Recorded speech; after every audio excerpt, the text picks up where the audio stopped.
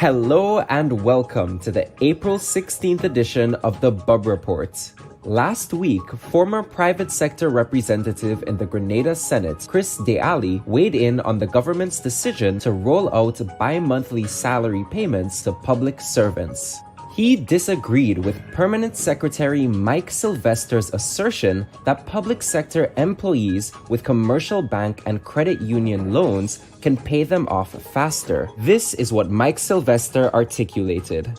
How loans are paid, you have accrued interest on the loans, and then of course if you have a payment on the principal, because the interest is calculated on the reducing balance, it means that if you pay more frequently, that you actually would realize interest savings. All right. So on that basis, the customer will benefit from actually making more frequent payments and full payments, that is, towards the loan. So what the financial institutions are offering is that instead of having a arrangement where you pay your loan at the end of every month in full, you are paying your loan twice monthly in full. And on that basis, given that interest is calculated on the reducing balance, if you're making a principal payments earlier, it means that when the time for the interest to be calculated, it's on a smaller figure. So that's basically the science behind the fact that you will benefit from more frequent payments on a loan or facility. And this was Deali's response. Now, I cannot understand yet, even when PS Mike Sylvester explained it, is how your loans, and I heard Dr. Fletcher talk about gross interest payments of 200,000 is going to drop by 180-something thousand when you get paid twice. My conversation with the financial institutions is this: if you have a loan payment of $1,000 a month being made, and if you take a mortgage, I'm taking Dr. Fletcher example of a mortgage, and you have interest and it's paid on a reducing balance basis, and you have a fixed payment every month, let's say $1,000. When that $1,000 comes in to pay the bank, whether it's at the end of the month or half month, is $1,000. Most of it goes to interest up front. That is how the bank take off their payments. And a very small portion goes to principal. If you want to reduce the interest payment on your loan, you have to put more of it to the principal than the interest. So as the principal reduces, the charge on the principal, the interest charge will reduce. That is the only way you can get a savings in terms of a mortgage payment on your loan. This week, we will attempt to settle the debate with a banking expert who has experience with servicing salary payments on a weekly, bi-weekly, and monthly basis. Opposition leader Dr. Keith Mitchell, who weighed in on the debate, said bi-monthly payments would be an administrative headache for the government. Against it because we had looked at it and realized it could be more problem than I see no I don't see the value. It can, in fact, provide enormous administrative problems for the staff and the service as a whole. And so I will stay with you. My commitment is to you. You have voted for me. And so I will do whatever it takes. At a constituency meeting in St. Andrew, Northwest, the gloves are off. Member of Parliament for the area, Delma Thomas, offered her constituents an explanation about the origin of the rift between herself and Dr. Keith Mitchell, political leader of the New National Party. Thomas intimated that the personal relationship between Mitchell and herself took a turn for the worst after the party lost the last election, and suggestions were made that the party should seek new leadership. So I said to him, Doc, I will not lie for you. I did say that Peter David will be a good transitional leader. Because they was talking about Akima, and I'm saying that as a young woman, we may want a woman prime minister, so I was supporting her for the future. But I was saying that Peter would be a good one for now, because you already said, he said he's not going back. Dr. Modest indicated to us after that she would not accept any position because she wanted to go also. So I looked among 6 of us, and I said that Peter will be the best person. So I told him. When I told him that, he lose all his school. Thomas still declares herself a bona fide party member, has no intention of leaving, and says she will continue to serve as the Member of Parliament for the area, rubbishing suggestions that she should resign, as Andre Donald had asked her to do a few weeks ago. On last week's episode of the Bubb Report, Party Chairman Oliver Joseph also rubbished suggestions of a Delma Thomas-Keith Mitchell rift. In politics, perception is reality.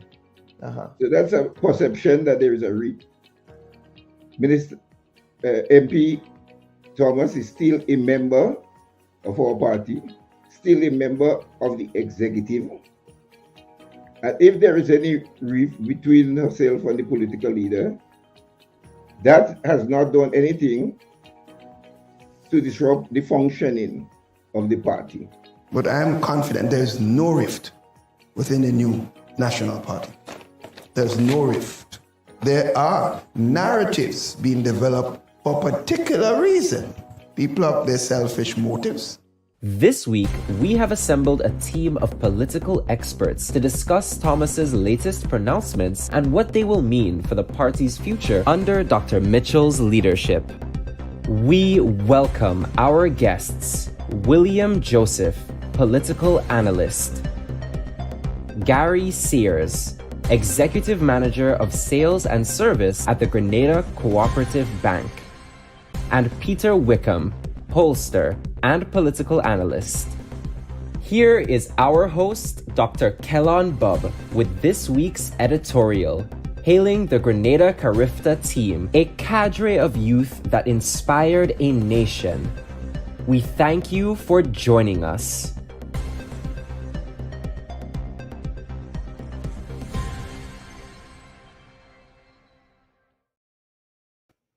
A pleasant good morning to our viewers and listeners, and we welcome you to this week's episode of the Bubb Report. Now, the Bubb Report joins the rest of the national community in congratulating the young Grenadian athletes who represented the country at the just concluded Carifta Games in the Bahamas. These annual athletic showcases feature the best of the best within our institutions, athletic institutions, and we can all appreciate the hard work that these athletes and coaches put into their craft.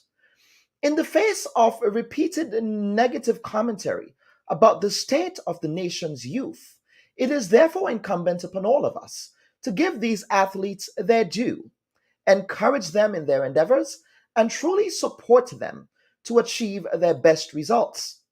Sport is a fitting and positive symbol of life. Success in life, regardless of endeavor, is based on how badly one wants to be successful, how much hunger there is for great achievement, and how much one desires to continuously improve. With all the focus on youth and reports of indiscipline, reports of bad behavior, studies suggest that sports assist in reducing youth delinquency and crime in many instances. According to research published in the Australian Institute of Criminology, sporting programs geared towards decreasing deviant behavior among children provided an outlet for children's needs, staved off boredom, and limited unsupervised time to engage in anti-social behavior. In addition, sport generally increases self-esteem and improves health. National success in sports can also translate into favorable educational achievement for young people, in that many colleges and universities offer scholarships for various sporting disciplines, even those that are not specifically athletic, such as chess. Once again, the Bubb Report congratulates Team Grenada on a sterling performance at the 50th Carifta Games that was held at the Bahamas. And at this point, we wish to welcome our first guest this morning, our spotlight guest for this week's episode of the Bubb Report. He is Mr. Gary Sears. He is the Executive Manager of Sales and Service at the Grenada Cooperative Bank. Mr. Sears, welcome to the program. Welcome as well, Dr. Bubb. Thanks for having me. Absolutely. Thank you for taking time off your Sunday, because I know that you have a busy schedule at the Grenada Cooperative Bank during the week. So thank you for being here. You're welcome. Thank you. Absolutely, sir. So I know that your financial institution and other financial institutions in Grenada facilitated the first official bi-monthly salary payment that was paid out by the government of Grenada to public servants who bank with your institutions. How did that go? Yeah, well, I can say it went very well. We were able to pay the first salary, the first cycle on Friday morning. Mhm. Uh, and our loan repayment, we were able to take loan repayment for the first cycle. The persons who opted to pay their loans semi-monthly were able to have their loans paid on Friday morning as well. So they were able to have their loans paid. Now let us step back a bit because the bi-monthly payments for public servants is framed as if it's a novel idea. But talk to us about the scope of bi-monthly payments, weekly payments. You indicated to me on background that, for example, a lot of construction workers receive payments weekly. So, talk to us about the scope of payments that the bank has been facilitating before public service bi-monthly payments from the government of Grenada came down the pike. Okay, well, first of all, we also have public officers, what we call the minor salary workers, say the people on the government farms, they receive payment fortnightly. You also have people who work with Ministry of Health, the vector control people, they receive payments fortnightly. So it's not new to us. It has not been expanded to the wider public service. That's what's happening now. So we're able to properly handle payments, salaries for those persons, wages, of course, and of course also handle loan payments because many of these workers have been granted loans and were able to properly receive payments on a timely basis using the fortnight payment. So you're saying that there was a subsection of public sector employees who were being paid bi-monthly before this new initiative. Is that what you're saying? Yes, I am. That's what I'm saying. Yeah. So Okay. I can speak of two in particular: the estate workers, the farm workers, and of course, people in Ministry of Health, what we call the vector control workers. Some of them, of course. All right. Okay. So In terms of the estate private, workers, farm workers, vector control. Thank you. Go ahead. yes. In terms of Yeah. the private sector, we have quite a few customers who are paid semi-monthly or fortnightly. Fortnightly. We have the hotel workers, we have construction workers. Some of the people in the call centers are paid fortnightly. So it's nothing new to us in terms of how we handle the payments and of course loan repayments for those folks who are granted loans by Core Bank.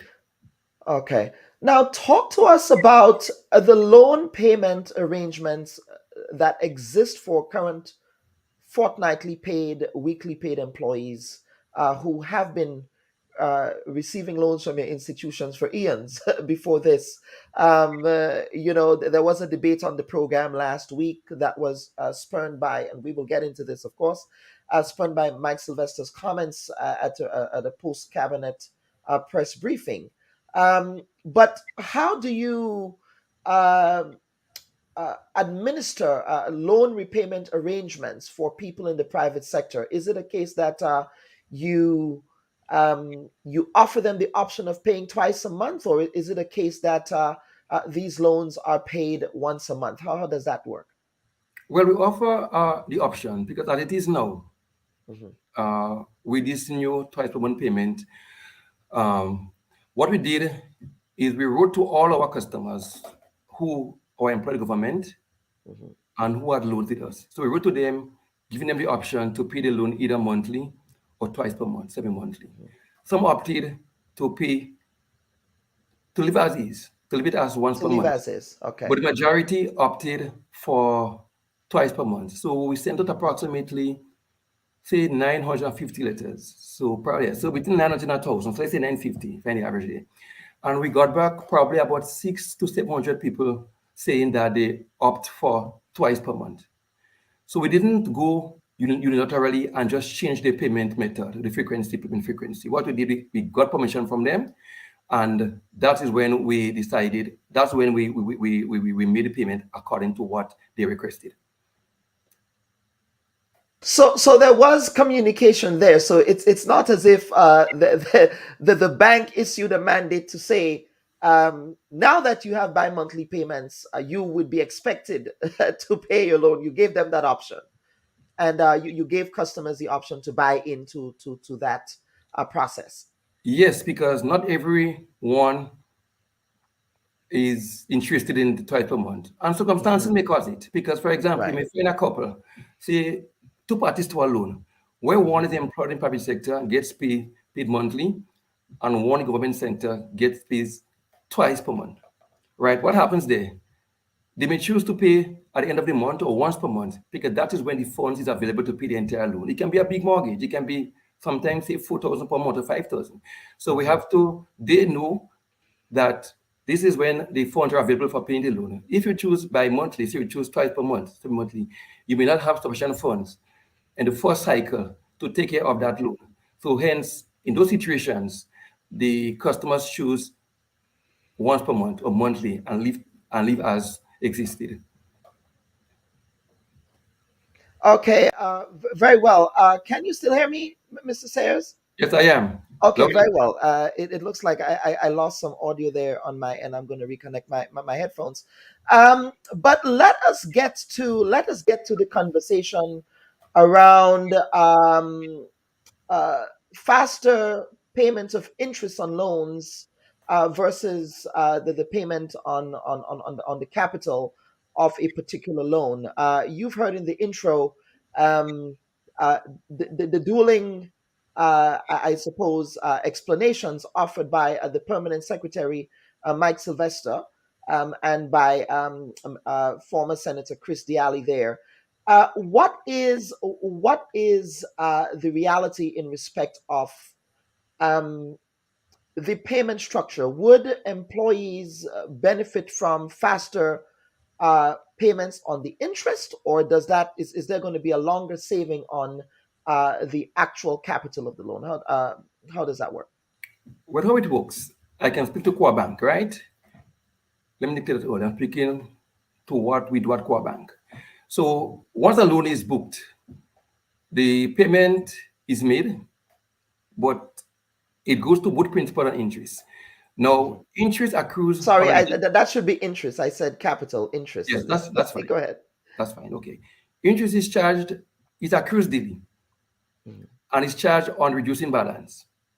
So the faster the principal goes down, is the less interest that accrues. Now, if the loan is paid once per month, it means that 30 days have to pass before payment is applied to the interest and principal. In this semi-monthly situation, what happens is that at the end of the 15th day, payment the interest, accrued interest is paid, and payment goes to the principal. So the next 15 days now, that interest that accrues will now go on the reduced principal. So that's where you'll see the benefit of reduced interest over a period of time. So that's where, and let us talk about what that reduced interest would look like. How much cost savings can a customer benefit from, based on loans that you're currently servicing, or based on arrangements you've seen like that in the past? Well, for smaller demand loans, smaller demand loans, 5,000, 10,000, you will not see significant savings. But for example, somebody has a loan of, say, 300,000 mortgage, or and above, over a 30-year period, you will definitely see some savings, because you're now paying the loan twice per month. The principal has been affected, is being reduced faster. Hence the reason why you will see reduced interest over that period of time. Okay. Now, what is the bank's formula for calculating what is paid on interest versus what is paid on principal, especially in the context of employees who are opting to have that payment made twice a month?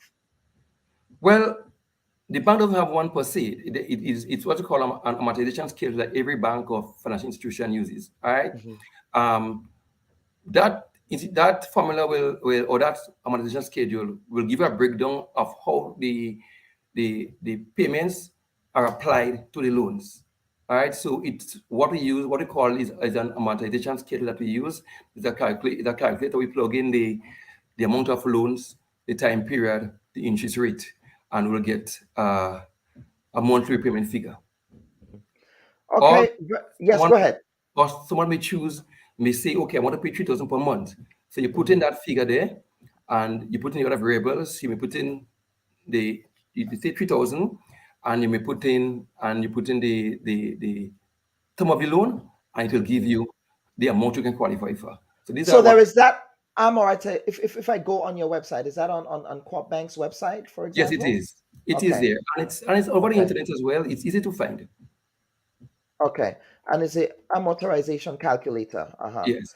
Okay, I'm going to pull that up here. And look at that; it came up on bank rate, of course. It might. Okay, so do you mind if we do some math here, sir? Is that okay? No, I didn't come prepared, but I don't have my calculator. I'm gonna pull up the amortization calculator. Is what I'm saying. But let me tell you this: there are some go ahead. that will not give you, because the one on my phone will. I've tried it before. I will not give you what the price per month payment is. It gives me only once per month, so it depends on what it is. Or it gives you the monthly one. Will give different. It may work out to be the same, but the one on my phone only speaks to the monthly one. That's the one that I use most times. I have to get a new one now that speaks to me monthly. Okay, you mean that speaks to bi-weekly monthly payment? Yeah. Talk to us about financial literacy. Of course, the bank is not only in the business of servicing loans, paying people their salaries, offering different financial services. But one of the financial services I'm sure that you offer is financial literacy. Have you been offering financial literacy options to employees in the public service, for example, who are going to be getting into this new arrangement? Yes, we asked. Yeah. Yes, we are. For one, the letter that went out to public officers spoke about visiting or contacting your relationship manager in the event you need advice. Many of our customers came. They were advised, and they were happy. Again, we did a program on our Co-op Bank website. There's a short video there that speaks to the bi-monthly payment and the benefits and so on. So we have been doing our bit, on a daily basis. Customers have been calling. Some have been meeting us on the streets and asking questions. So we have been doing our bit. Definitely, we have been doing our bit. Yeah. And the Grenada Cooperative Bank has always been a good corporate citizen. This is not advertising, of course. This is I have an account at the bank, but this is about your general corporate conscience in many ways. Anything else, sir? I thought you were concise, you were succinct, and I thought you were able to clear up a lot of confusion in people's minds in respect of those arrangements, but also educating people in respect of those weekly and bi-weekly arrangements that you've had in place, even for, as you mentioned, some sub-segments of government workers. You said estate workers, vector control workers, who are also receiving these payments before this new rollout. Yeah. So I spoke of them, and of course, with government's initiative, we may see other private sector entities wanting to do the same, may want to start paying twice a month as well. But however, our system in the bank is quite capable of accepting such payments and paying loans as the case may be. What may happen, what will have to happen, not me, but if other private sector institutions decide to do that, we may have to take the same route and write to those individuals, those customers who have loans existing that are monthly, and give them the option as well to pay semi-monthly. So we are prepared for that in the event it happens, because we were able to effectively roll out that twice one payment for the public officers. So it's nothing new to us, and we are quite capable, and we'll be able to do same if the private sector decides more companies, private sector, decide to go that route. Mr. Sayers, is there anything else you wish to add? Is there anything else in my line of questioning that you felt that needed was inadequate, or is there anything else that you felt that we need to address that we did not bring up today? I just want to say that those officers, those customers, who opted for the once-one payment and may have difficulties when time comes around, because they know difficulty can be challenging at times when the salary comes in twice per month as opposed to once per month, because people may have had a particular way of doing things. And in the event they choose once per month and want to switch to twice per month, we are still open to them. We are going to make the changes in our system to facilitate the twice per month payments of the loans. And I just want to mention that. And in the event that our customers have little difficulties or want some little financial advice, also we are there to provide assistance to them. Everybody in the bank, every customer who has a loan has a what do you call a service officer or a sales officer or a credit officer. So we are there to provide assistance to them in the event that they need that such help. All right, Mr. Sayers of the Grenada Cooperative Bank, thank you, sir. And I wish you an enjoyable Sunday. Thank you very much. All the best. Absolutely, absolutely. That's Mr. Gary Sayers, who is the Executive Manager of Sales and Service at the Grenada Cooperative Bank. As indicated, the institution, Grenada Cooperative Bank, as well as other financial institutions in Grenada, readied systems for the payout of bi-monthly payments from the Government of Grenada in respect of their commitment to pay a majority of public sector employees by monthly, and that was rolled out. The first paychecks, sets of paychecks, payroll actually went out on Friday the 14th of April. And so, of course, last week as well, leader of the opposition, Dr. the Right Honorable Keith Mitchell, indicated that this was a campaign promise. It's also a campaign promise that he made, which he did not fulfill, but he indicated that perhaps this was going to be complicated. It was going to be a complicated rollout. He said after his administration looked at it, he felt as if it was complicated. However, that's not what he said in 1990 or 1995, when he said that it would be a very simple process to unfold. So what we will do now, viewers and listeners, we will take a quick break and then we will come back with our panel segment of the week. These two gentlemen are here with us, Mr. William Joseph and Mr. Peter Wickham. Gentlemen, welcome to the program. Unfortunately, I do not believe that Michael Batiste will be able to join us today. So thank you for agreeing to appear on the program today. So please stand by. We will be back with the conversation on what unfolded in Grenada last week in respect of Delma Thomas. Stand by. Hi, everyone. Thanks for checking out the Bubb Report social media pages. If you'd like to get more videos, show highlights, and watch our weekly live show, follow our Facebook, Twitter, and Instagram pages, and also subscribe to our YouTube channel. You can catch repeat episodes on Wednesdays at 4 and 5 p.m. respectively on CRFM Radio and GBN TV in Grenada. We are also viewed on Sundays at 8 p.m. on WPG10 throughout the Caribbean. Thanks for watching.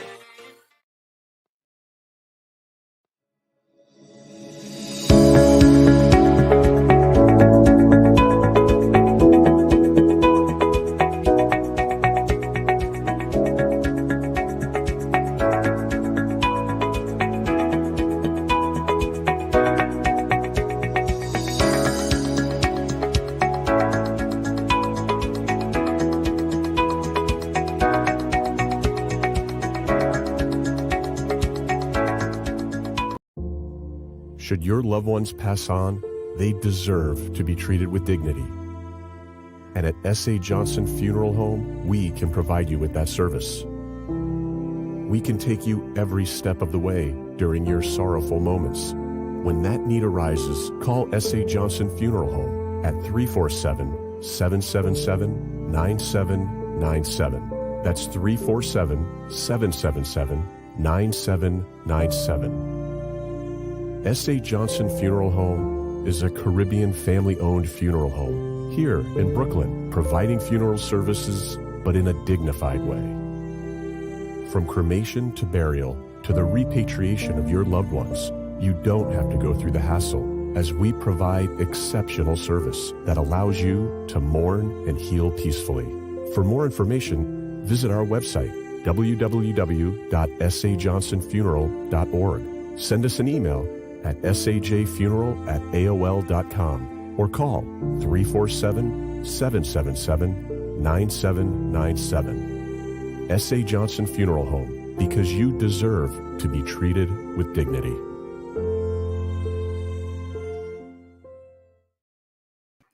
Viewers and listeners, we welcome you back to this week's episode of the Bubb Report. Now, before we get to the panel segment, the Grenada National Reparations Committee is inviting the general public to a public forum that will be held at the Grenada National Museum on April 23rd. I believe that's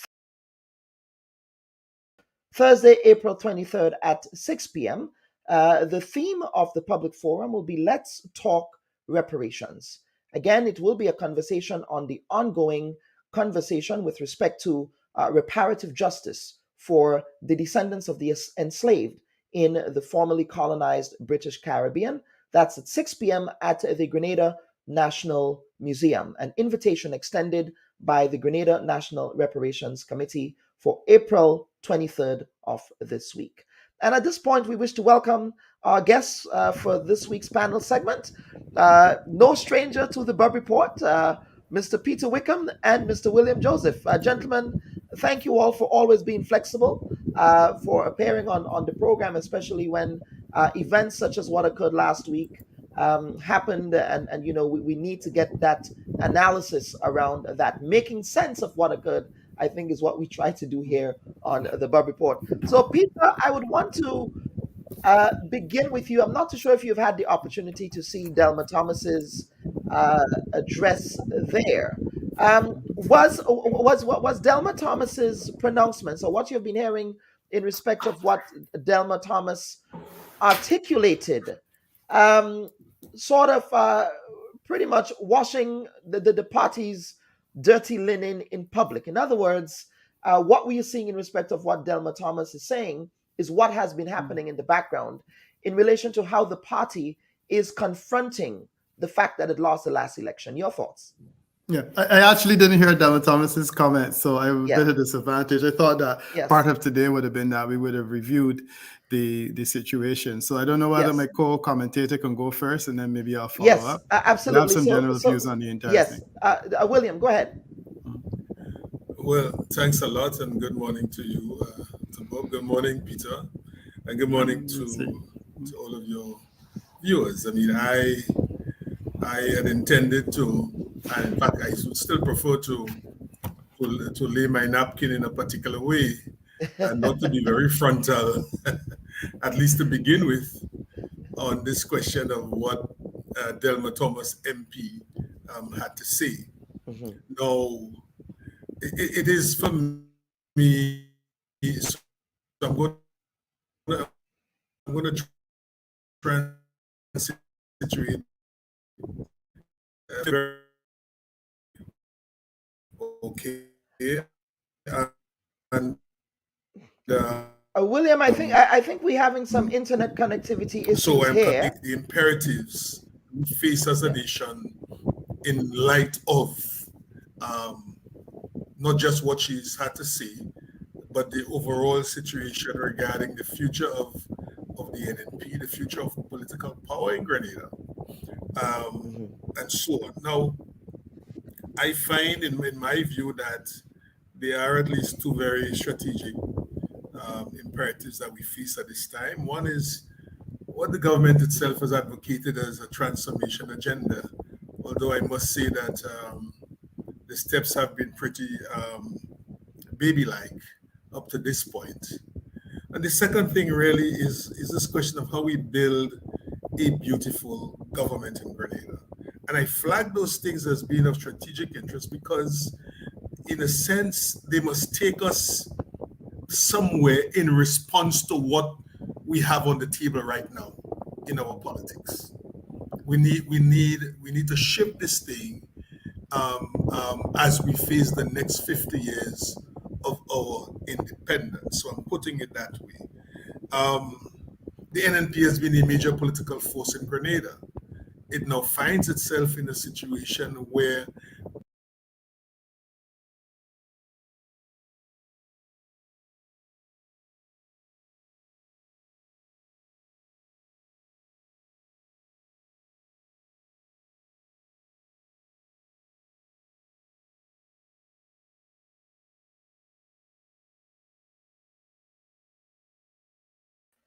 gentlemen, we were having some internet connectivity issues here. So, William, please proceed.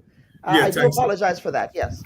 Yeah, well, I don't know what you missed, but I was about to shut it down by saying that there are two remaining points, which is one of which, of course, is the need, I think, for us at this time to engage in broader conversations in Grenada on how we re-engineer, how we reshape our politics, right? Bearing in mind the uniqueness of our political experience in the Caribbean context in the first 50 years of our independence. We have been pretty much messed up by revolution politics and by other types of politics. So we needed to talk about that. And then lastly, if those things are important, transformation, beautiful government, a new type of politics, we need now to address this question of political education of our young people in particular, because they are the ones that are going to take us, the nation, through the next 50 years. And so their preparation, their understanding of what is going to be involved, what is going to be necessary, cannot be left up to chances and so on. Some schooling would have to take place. So I position it like that because I'm drawing out of the noises we've heard from this week, not just Delma Thomas, but there are some similarities also with Ashida Charles on the other side. So we have these two these two strong Grenadian women, both of whom have found.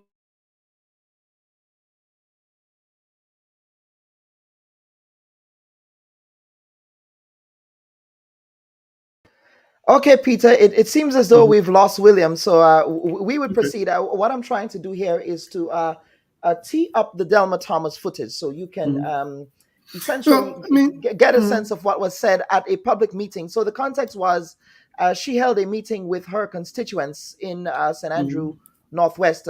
We understood that the Prime Minister, well, not the Prime Minister, the leader of the opposition and members of her team were supposed to have a meeting with her in her presence. That meeting was abruptly canceled. So she proceeded to have a meeting in her constituency. And essentially, she laid out a dossier in which she suggested the reasons behind the rift between her and Dr. Mitchell. Of course, in an interview last week that I had with Mr. Oliver Joseph and an interview that Dr. Mitchell had with a few select journalists, he indicated that, well, he indicated in that media availability that there is also no rift in the party. But based on what Delma was saying is that when she challenged Dr. Mitchell in respect of the future leadership of his party, suggesting, for example, that Mr. Peter David should be a transitional leader, that is when things started to turn sour. So that is the context in which this is happening. In addition to the fact, of course, that we know she's also been working with caucusing with a member of the ruling NDC, that's Gloria Thomas, who also works in her constituency. So that's the context. Yeah, no, I actually started to form an opinion from the time I was listening to William. I want to thank him for his excellent background to the whole thing. But no, I mean, I think that we're doing two things here, which I don't know that we should do.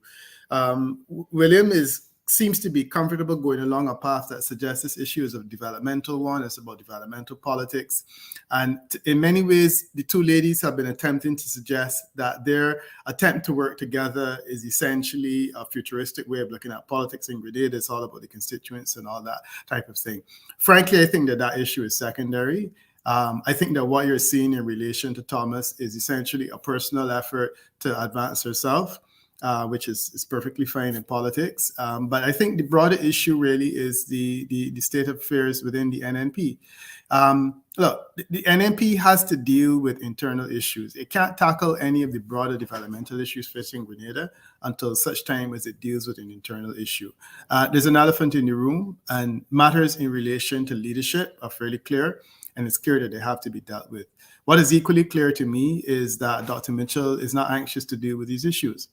And I said, in last conversations that we had, it's not rocket science that there is a perception that Dr. Mitchell is at the end of his time. He has said it, others have said it, and there's clear evidence in the election that a big part of the challenge that the NNP faces is all a matter of leadership.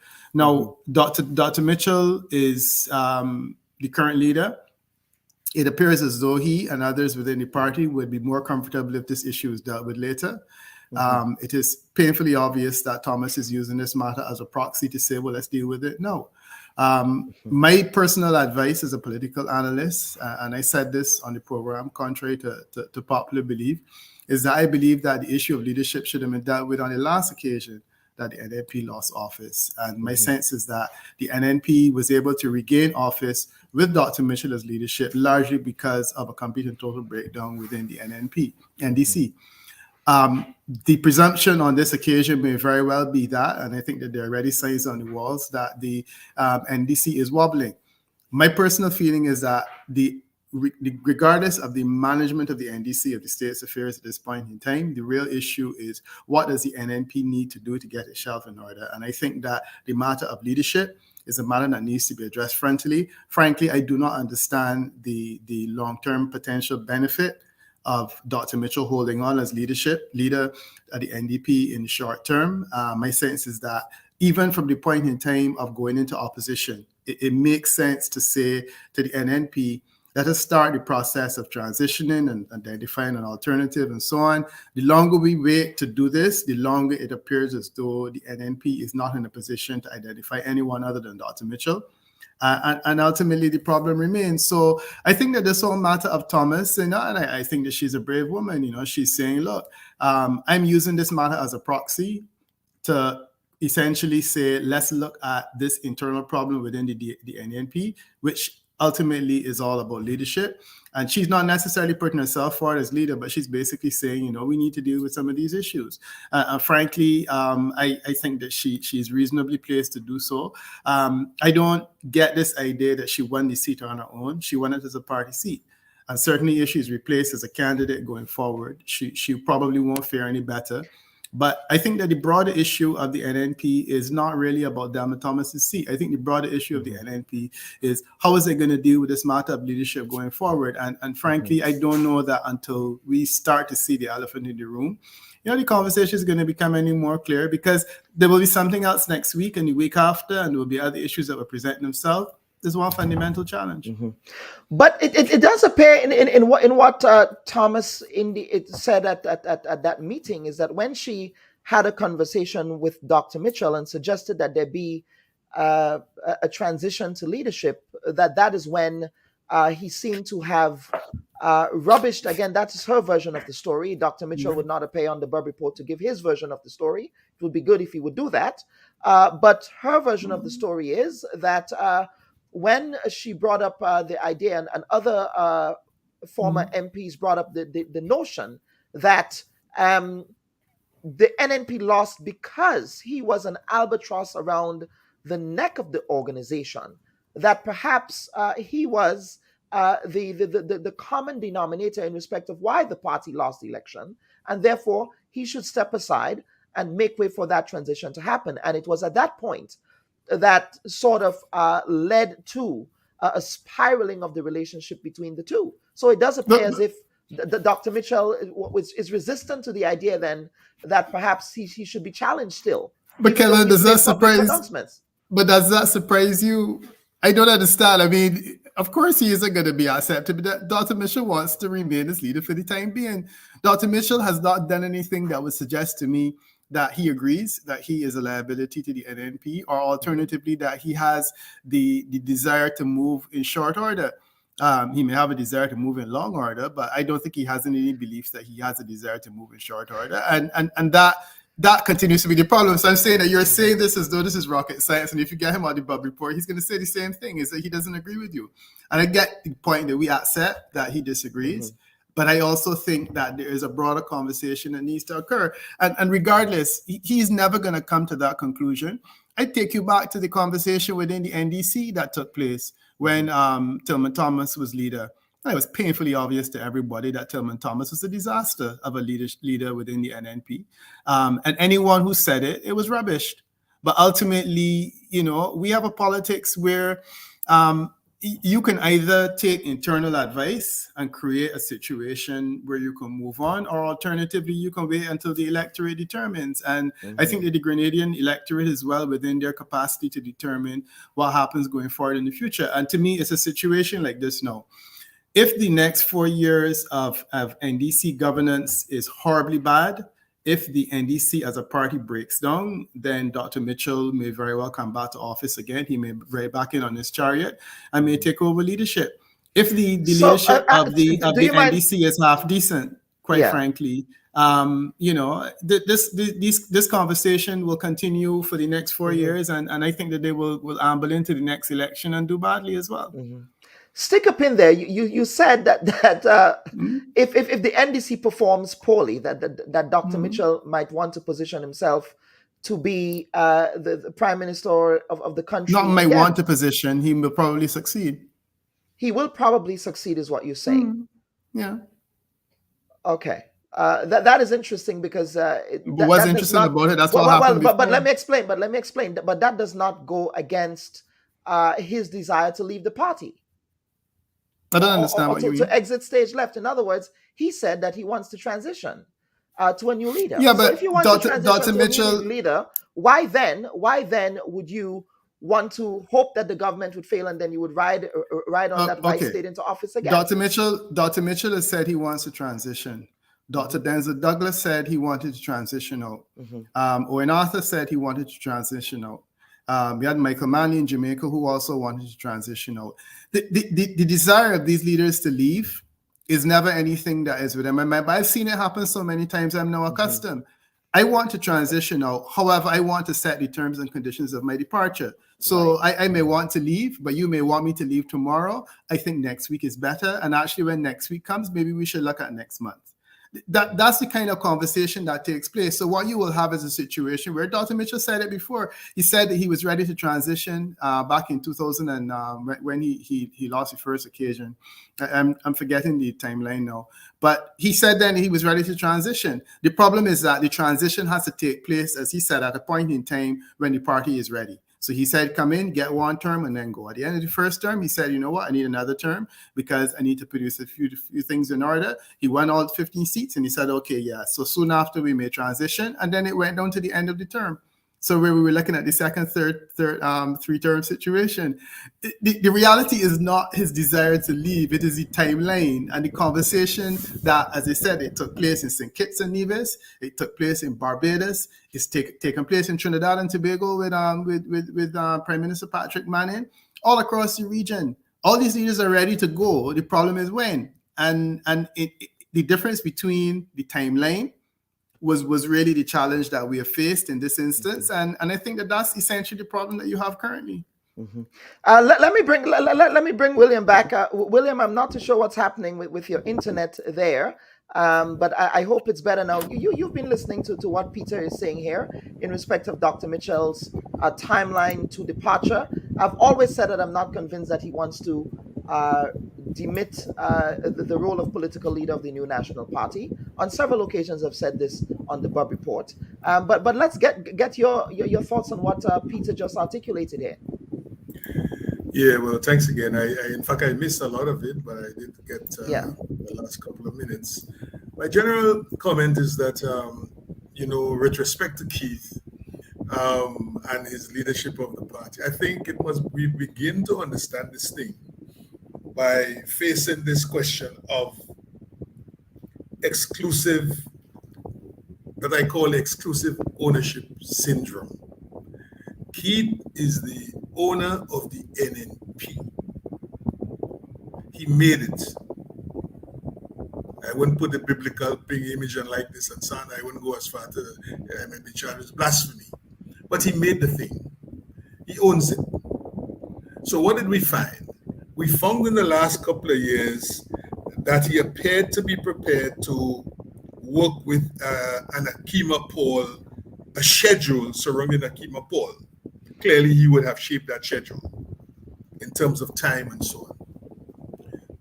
That clearly has fallen through the cracks. It might have to do with the fact that the NNP lost the elections, and so the environment in which an Akima could emerge. I mean, the entire calculus changed.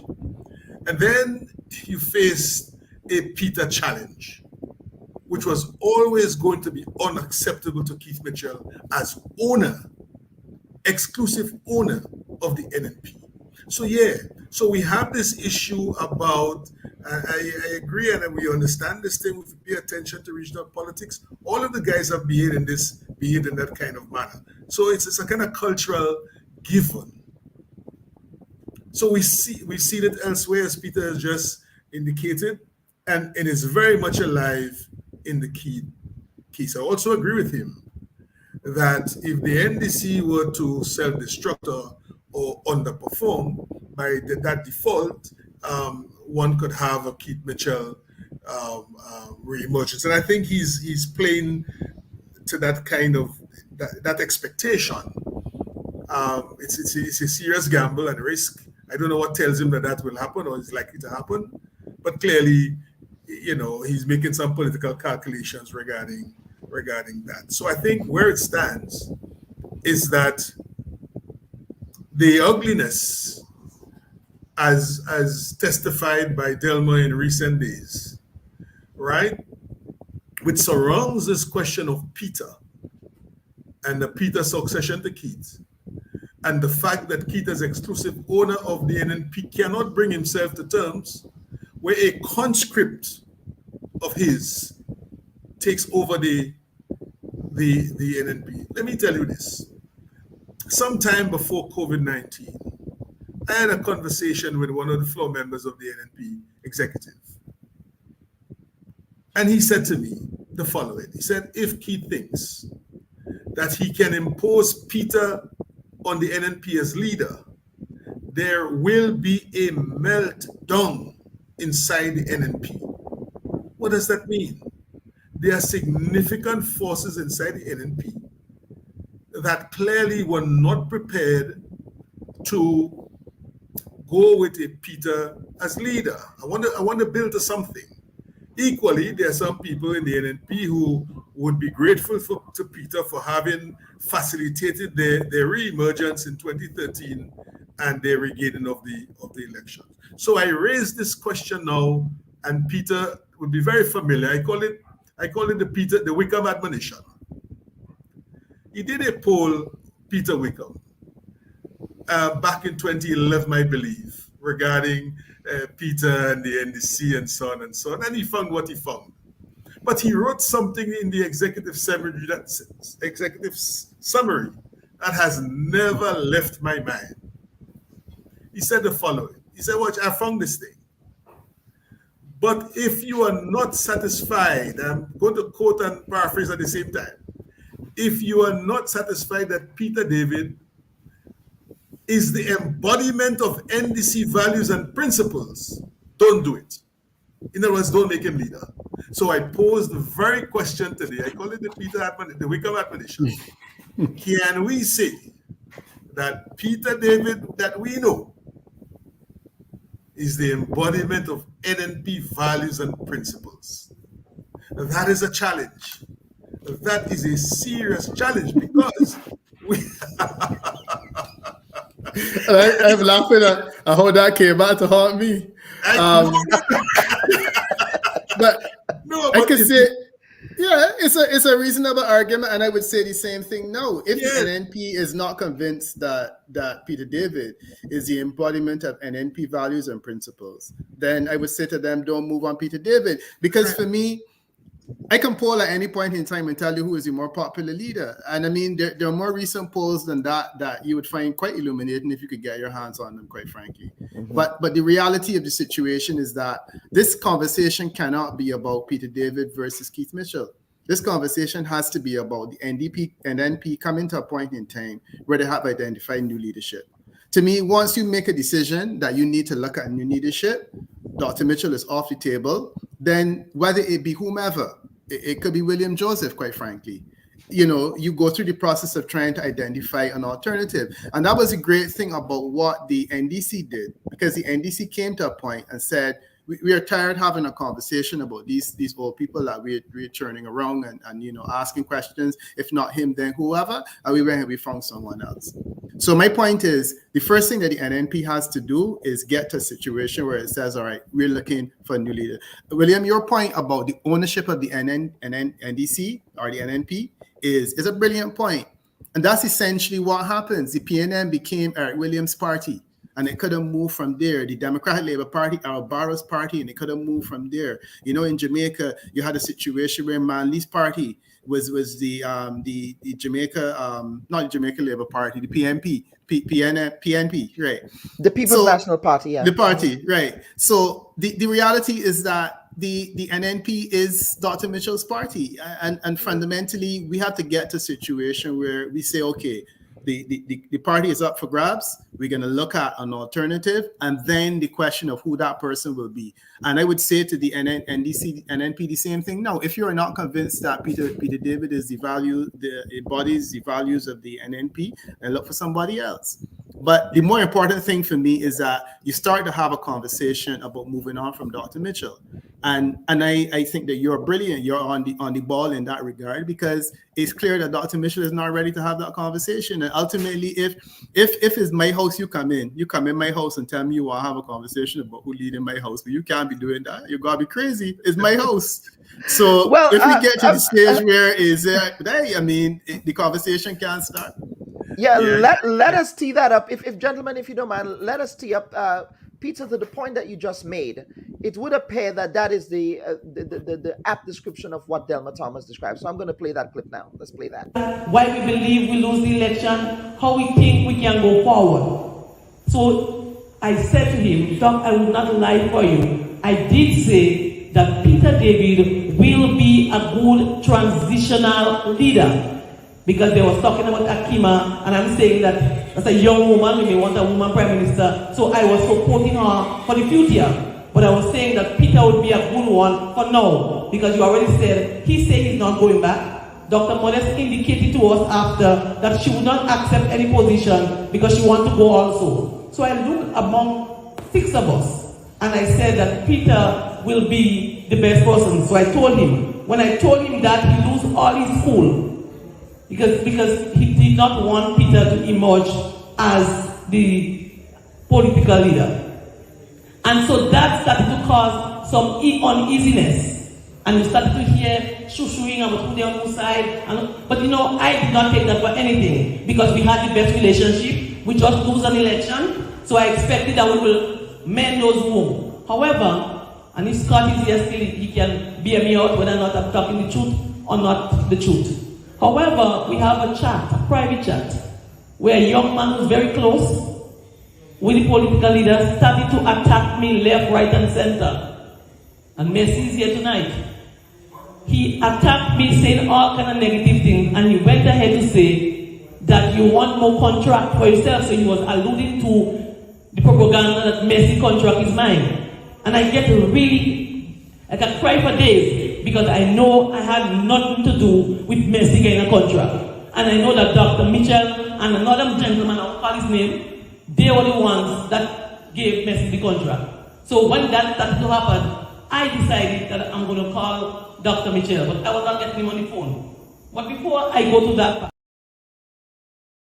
And Peter, that was just a snippet. I saw you laughing there when the Peter David subject comes up. It seems as though the Peter David name riles up Dr. Mitchell based on Delma's account. I want to get your reaction. Yeah. No, I mean, and that's I laugh because it was unfortunate, and you know, Peter David is the villain now simply because Peter David's name is the name that's coming up as an alternative. Mm-hmm. And you know what I would say to Delma Thomas is, if you want Peter David to be the interim leader, the last thing you could do is mention Peter David's name to Dr. Mitchell. Because anyone who is presented as the alternative that appears credible, that person will become the enemy. And again, I take you back to Barbados. The person who is currently Prime Minister of Barbados is easily one of the most popular leaders in the region. She was vilified by Owen Arthur, not because she was a bad person, because she was Owen Arthur's star not too long ago. And in the same way that Peter David was also Dr. Mitchell's star not too long ago. The point, however, is that when a leader is faced with the reality that you may be pushed, or you are not comfortable being pushed, anyone that's presented to you as a logical alternative will set off that reaction. And I have heard people say that the Peter David name sparks a reaction in Dr. Mitchell.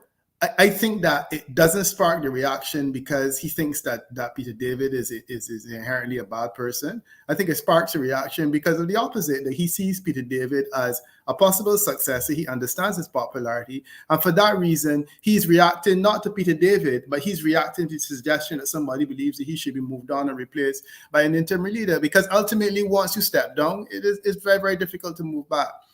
So that's why I smiled when I heard the Peter David name. And, you know, the great thing in Grenada is that it's hard to keep secrets. And I think that everyone knows what's going on.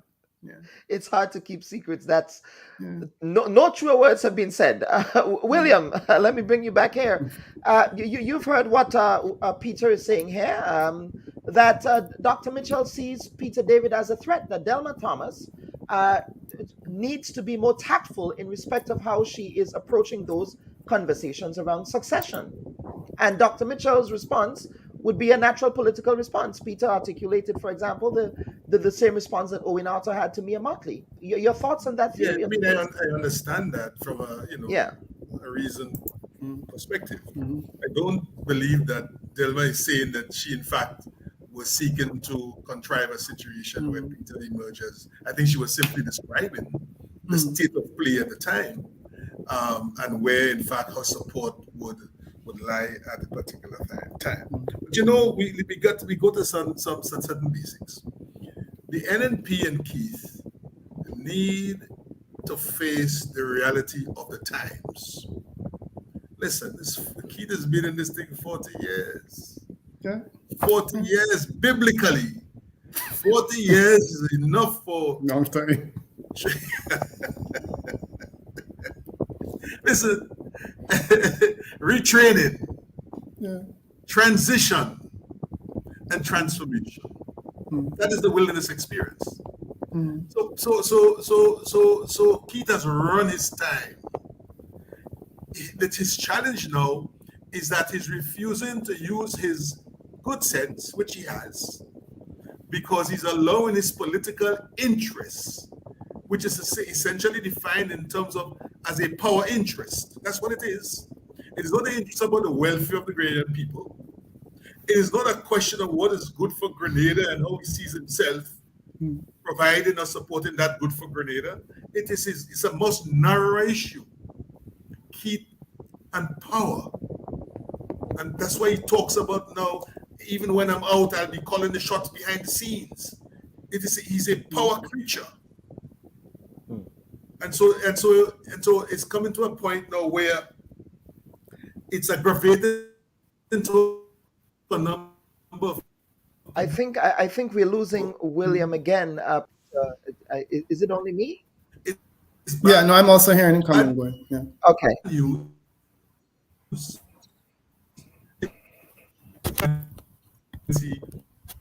Of what the demographic features of the time are. What are, you have this bulk of young people who are in the electorate. What are they saying? Listen, this issue of charisma and populist politics, I dare say that it no longer has the standing and credibility as 30 and 40 and 50 years ago. I think the thing has shifted. And so it's not charisma anymore. It's this thing that we call appearing. appearing. It is not. It's not admiration. It is association. Two different concepts altogether. And so I think that what is happening with the NNP situation, and it was always going to define this issue of succession in the NNP. The extent to which Keith, as owner of the NNP, was prepared to modernize his thinking regarding two things: power and Grenada. And he needed to separate those two things and stand behind a cause. This personal interest thing with power and so on, and I call in the shots, blah, blah, blah, huff and puff. How much more of that you want to give us? You've given us 40 years of that. So it is about what is good for Grenada. And that is why, even though the new regime seems to be staggering here and there and so on, there is still so much goodwill. There is still so much expectation. There is still so much anticipation and hope that they put things right, because I am not finding people who are interested in a return to Keith and essentially NNP politics at this time. Gentlemen, are you of the view that Keith Mitchell's continued presence on the political stage in whatever form would benefit the ruling NDC politically? That because it's the same sort of case with, for example, Donald Trump and the Republican Party, as making an analogy there, that perhaps if we keep talking about Donald Trump, it takes attention away from the inadequacies of the Democratic Party. Are we seeing a sort of a similar situation in Grenada where Dr. Mitchell, because of his unpopularity, would be a benefit to the ruling administration? Peter, what's your thoughts on that idea? Yeah, but I mean I think a lot of the things that we're discussing today, are pretty obvious, and William has his finger on the pulse, and I would agree entirely.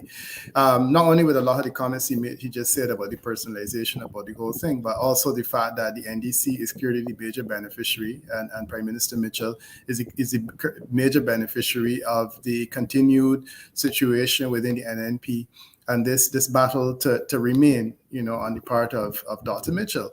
I get it. It is if we accept that the last election was essentially a situation where Grenadians were saying, you know what, I'm so tired of Dr. Mitchell that I'm willing to accept an untried and untested, unproven person who is essentially a political neophyte that walked out of the private sector and within a year became Prime Minister of Grenada without even leading a church group before that. I think that's a pretty strong signal. And I can tell you, it's a huge indictment to somebody who has been one of the most successful leaders in the Caribbean. If that was the case in the last election, and we accept that is the case, I think that the more frequently that conversation is held over the next few years, the better it is for the NDC and Dr. Mitchell. And Prime Minister Mitchell. And I think that it certainly is in Prime Minister Mitchell's interest to have this conversation replayed in people's hearts and minds over and over and over again, because it's a battle that he won. And it's a battle that he won against all expectations. And I think it is in his interest to have that battle replayed over and over in people's minds, because it reminds you of the moment that you were taken back to the last election. And, the fact that he may be having challenges dealing with a lot of the current realities, and I think it is entirely helpful. We had a situation with migrants a couple of weeks ago, which in my opinion was frankly embarrassing for Grenada. People forget about all of that because we are quarreling about a battle that Dr. Mitchell won, that Prime Minister Mitchell won over Dr. Mitchell a year ago. And I think that is the kind of conversation that helps him. It's a perfect distraction, and it helps to keep people's mind focused on a battle that he came up on top in. And the reality is that the only person that can help to move away from that conversation is Dr. Mitchell himself. And until he is convinced that, that the time has come to move to politics in a different way, it's a conversation that we're not going to have. And as I said, I've seen it so many times, over the years in the Caribbean. And it got to a point where when Arthur became, he became a problem to the point where he resigned from the party. He was bunked in platforms and saying some very nasty things about Mia Motley. And it became a spectacle that frankly was distracting from one of the worst administrations that the government of Barbados has had over a long period of time. You know, we went into an election with this thing going on, and it was, as I said, it was a distraction. And, you know, ultimately the moment that he steps out of the picture, there we go. All right, let's get to William. Your thoughts on that school of thought? You know, there is an interesting aspect of this thing. Huh? Yes. As we sort of align NNP and NDC and what might play out. Mm-hmm. There is something that comes out of the Delma message that I think deserves some attention. I call it the dependency backlash. The NNP has established itself as a provider brand in Grenada. That's where it has made its name. Milk and honey, right? To the poor and vulnerable. Well, or shall we say cake and ice cream? Indeed. This is said in jest, folks. Don't take it too seriously. It's a joke. No, Grenadians can't socialize. Yes, thank you. Having socialized thousands of ordinary Grenadians in that way, in those values about cake and ice cream, what you now find, and they need to reckon with this, and the Delma situation is beginning to point it out, that these people, the typical NNP supporter, is going to come to a point where a new provider is attractive to him. Can the NDC be that new provider? Because this is a set of people in the majority who have lived the life of being provided for. That's the basis on which they associated with the NNP and supported Keith and the NNP. So when you are out and you have the promise of a new hand of supply, which is coming through in the relationship between Gloria Thomas and Delma Thomas MP, a new provider is emerging in at least that particular constituency. And I dare say that is likely to be multiplied across Grenada. So there is likely to be a significant undermining of the NNP base going forward, to the extent to which the NDC is capable and able to deliver to those people, so that they now constitute a new provider for those people. I just thought. Peter, your thoughts on that idea? Yeah, it's interesting. I have always thought that the NDC style, I shouldn't say much of the NDC style, but I've always thought that NDC is ultimately a socialist party, or well, it was supposed to be. But I think that Prime Minister Mitchell's style, well, it was supposed to be, as I said, that was the original idea, as one of these revolutionary socialist parties. But certainly when I look at Prime Minister Mitchell, I don't get the impression that he is into largesse in the traditional way. And I get a sense that he's taking the NDC in that direction. So the idea of providing and giving away to people and stuff like that on an ongoing basis doesn't seem to be consistent with their message. But I do agree with William entirely that it raises the question in people's minds, well, maybe can this be the new approach to politics? Can he be the new messiah? And can he take us in places that we haven't gone before? That question is being asked simply because the old provider is struggling to maintain relevance. And I think that really is the thing. So to me, it is a race to the finish. Can the NNP identify a new person, and can the NNP continue to be seen as a vehicle that can offer the alternative? Or alternatively, will the situation where people are thinking about options continue? I wonder whether maybe, a new provider can come up. William made another point that was brilliant about the fact that, people are looking for new things. I don't know that Dr. Mitchell is any more charismatic than Prime Minister Mitchell. I think it may very well be a situation where people are looking for different types of things in charisma. And I think that maybe, we are at a stage where someone who is a good leader. Maybe the charisma is enough.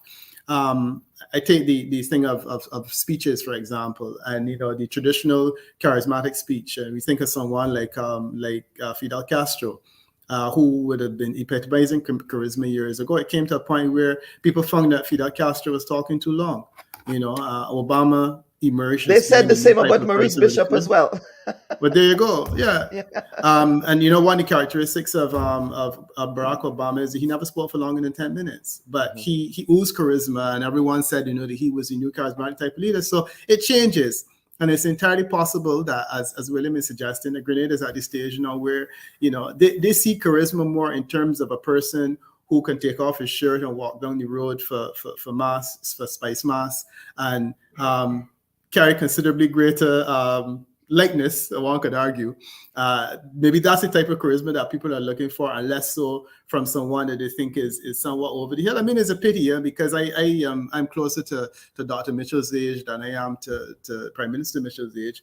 So I am always very sensitive to those concerns. But I mean, a reality is a reality. And 40 years is a long time. I mean, 40 years ago, I was 15.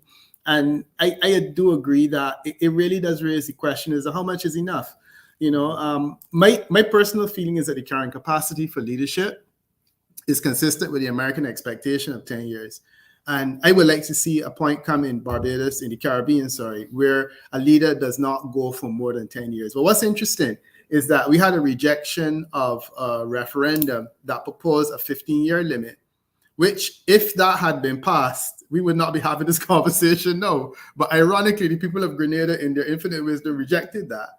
And now we are having a conversation about the person who proposed the amendment and was rejected being sent home because people are tired of him, when the reality is that there was a constitutional motion on the table that he himself put forward that would have prevented him from becoming a conversation now. And, I really wish that the people of Grenada had supported it, because to me, it is in the interest of good governance for the Caribbean that we start looking towards term limits. This is one of the biggest problems that I have seen, and I've repeated it. I see it in St. Vincent, in the Grenadines, in Grenada, coming right down, where you have individuals that are decent, good leaders, but they stay at the wicket too long. And then we start to have conversations like this. And in my opinion, it's unfortunate that we are having these kinds of conversations now about a person that has done so much and achieved so much politically. But sadly, this is where it goes. And wouldn't you say, though, that is the nature of politics? At some point, there is fatigue, that people develop that sense of fatigue, and they want you to ride into the sunset, even some of your own allies. And that's the reason why the French have determined that their leaders shouldn't stay for 2 terms, longer than 2 terms. That's the reason why the Americans have determined that their leaders shouldn't stay for more than 2 terms. That's the reason why even in Cayman Islands, the only Caribbean country in which they have determined that premiership should exist beyond, should stop at 2 terms. But pretty much all the others have not gone in that direction. There's a maturity that our political systems need to embody. They have to recognize that as good as you are, people will get tired of you. And I think that the 10-year term is enough. You're looking at a person who has served as prime minister for longer than that, for 30 years. And, there comes a point where people will ask reasonably, how much is enough? Absolutely. How much is enough? Gentlemen, on that note, we are going to take a quick break. And what we will do when we come back, we will entertain some listener and viewer comments. But before we go to the break, and I'm going to remove these 2 gentlemen off the screen because I wish to address Mr. Dave Ned directly. And a comment that you posted this morning, Mr. Ned, you said that we are being distracted. Now, there are 2 bills in our parliament that pose serious challenges to our constitution and our people, but we are talking about who will or who will not lead a political party. Mr. Ned, I will compose myself because things have a tendency to go viral these days, and I do not want to go viral for the wrong reasons. I believe you're referencing the data protection bill, Mr. Ned. The Bubb Report has reported extensively on the data protection bill.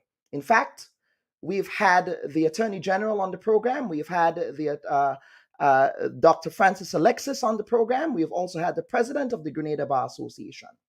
I'm saying to you, Mr. Ned, And to all of the viewers and listeners out there who feel as if sometimes we engage in this business of take it up and run with it journalism here on the Bubb Report. We have been very consistent in covering serious issues on this platform. We can certainly walk and chew gum at the same time. We can address issues of a serious nature in respect of concerns that the national community has, such as the Data Protection Bill, and also address issues in respect of the political issues that are occurring in the new National Party. Mr. Ned, we have also had you and the Independent Caucus on Constitutional Reform, the grouping of civil society, on the Bubb Report on several occasions to address a lot of the serious issues that you have articulated. So, Mr. Ned, I do take serious exception when you are saying that we are being distracted. I hope this we that you're referencing is not the Bubb Report. And this is what I would say on this matter. So let us take a quick break, and I will come up for air, and we will be right back to get some other viewer comments in relation to this issue that we are addressing today. Please stand by. Very proud of what you're doing, and I think it's much needed. So thank you so much for your contribution. Thank you again for watching the Bubb Report. Viewers and listeners, we want to thank you sincerely. Ashley, thank you so very much. Senator Chester Humphrey, welcome to the Bubb Report. Mr. Mitchell, welcome to the program. The Honorable Jumani Williams, we call him Jumani, who is the public advocate for the city of New York. The Honorable Baz Diopande, former Prime Minister of the Republic of Trinidad and Tobago. Mr. Pandey, welcome to the Bubb Report of Grenada. The Honorable Tobias Clement. Mr. Clement, welcome to the Bubb Report. Is it Nicolai or Nikolai? I hope I pronounced it. Nikolai. It's Nikolai. Thank you. Yes. And welcome to the program, Her Excellency Ambassador Luan Gilchrist. Mr. Randall Robinson, you are here in your private capacity and in your personal capacity. Yesterday, we learned that you were detained by law enforcement in Grenada. So you come from a family of public servants. Yes, we are a family of public servants. So you're saying that you have to do more, but my question is, what have you done as President of the Union to ensure that that happens? To the cards that I have drawn, that I am the minister at this point in time. And for members of the public... But you're also a servant of the people. Why would we have ambassadors representing the state that do not understand clearly what their terms of reference are?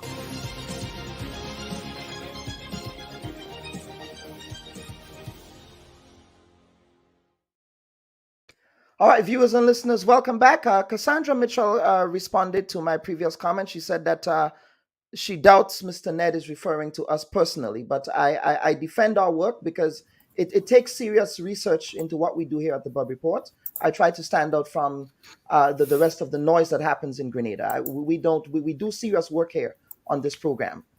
So I just hope that we can clear this up. But let's get to some viewer comments here in respect of today's conversation. Wilbur Thomas is saying, even without the term limits, the party leader is selected at the party convention. So it's up to the party delegates to vote for a new leader. Do not put that on the people of Grenada or the Caribbean. Your thoughts, Peter, on this idea that Mr. Thomas is suggesting? Yeah, but I mean, if you understand political parties, and if you were listening to what William said earlier, political parties become part of the personal possession of a leader. And, you know, if you look at the executive of both the NNP and the NDC, you have the capacity to co-opt so many people onto general council and so on.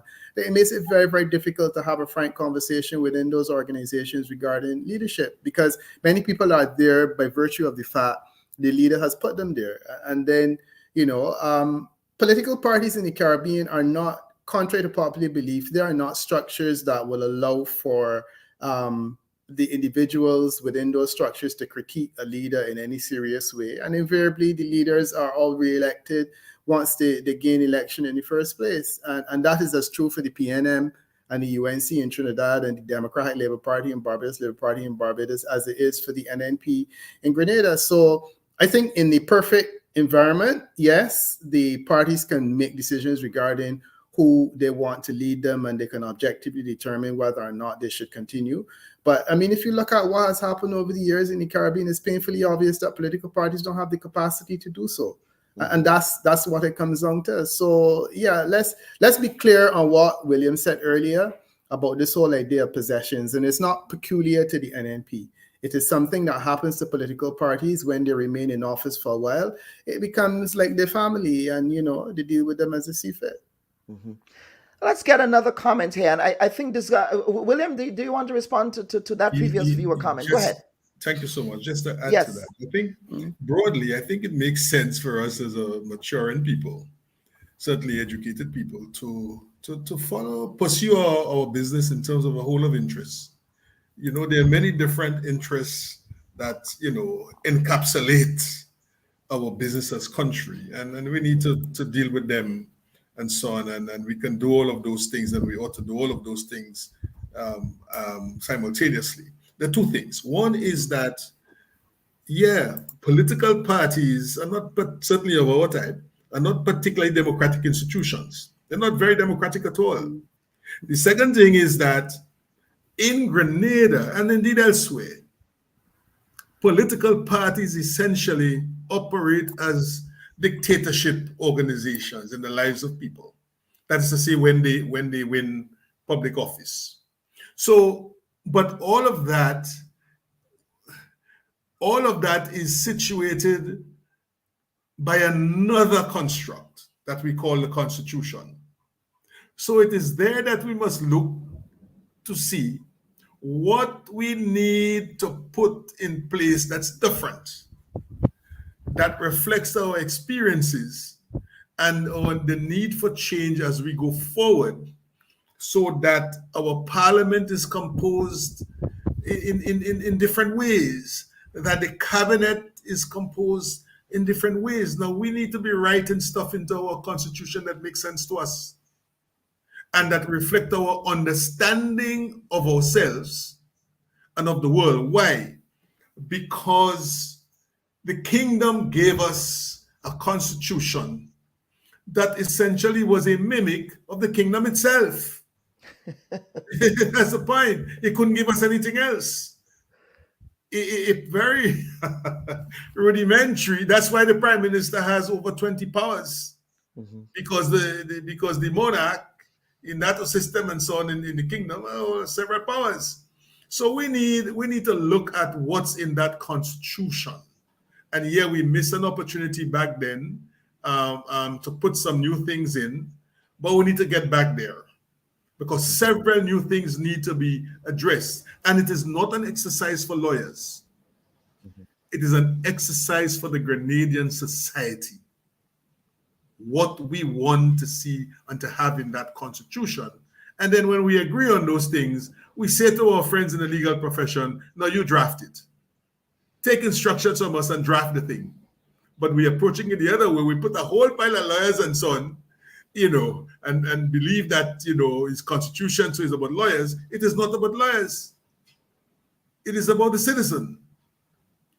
And so I think that the time has come for us. It's a good time as we approach the next 50 to take the opportunity to see what changes we need to bring to bear, to effect in our constitution, so that we begin to get some different results and we begin to get political behavior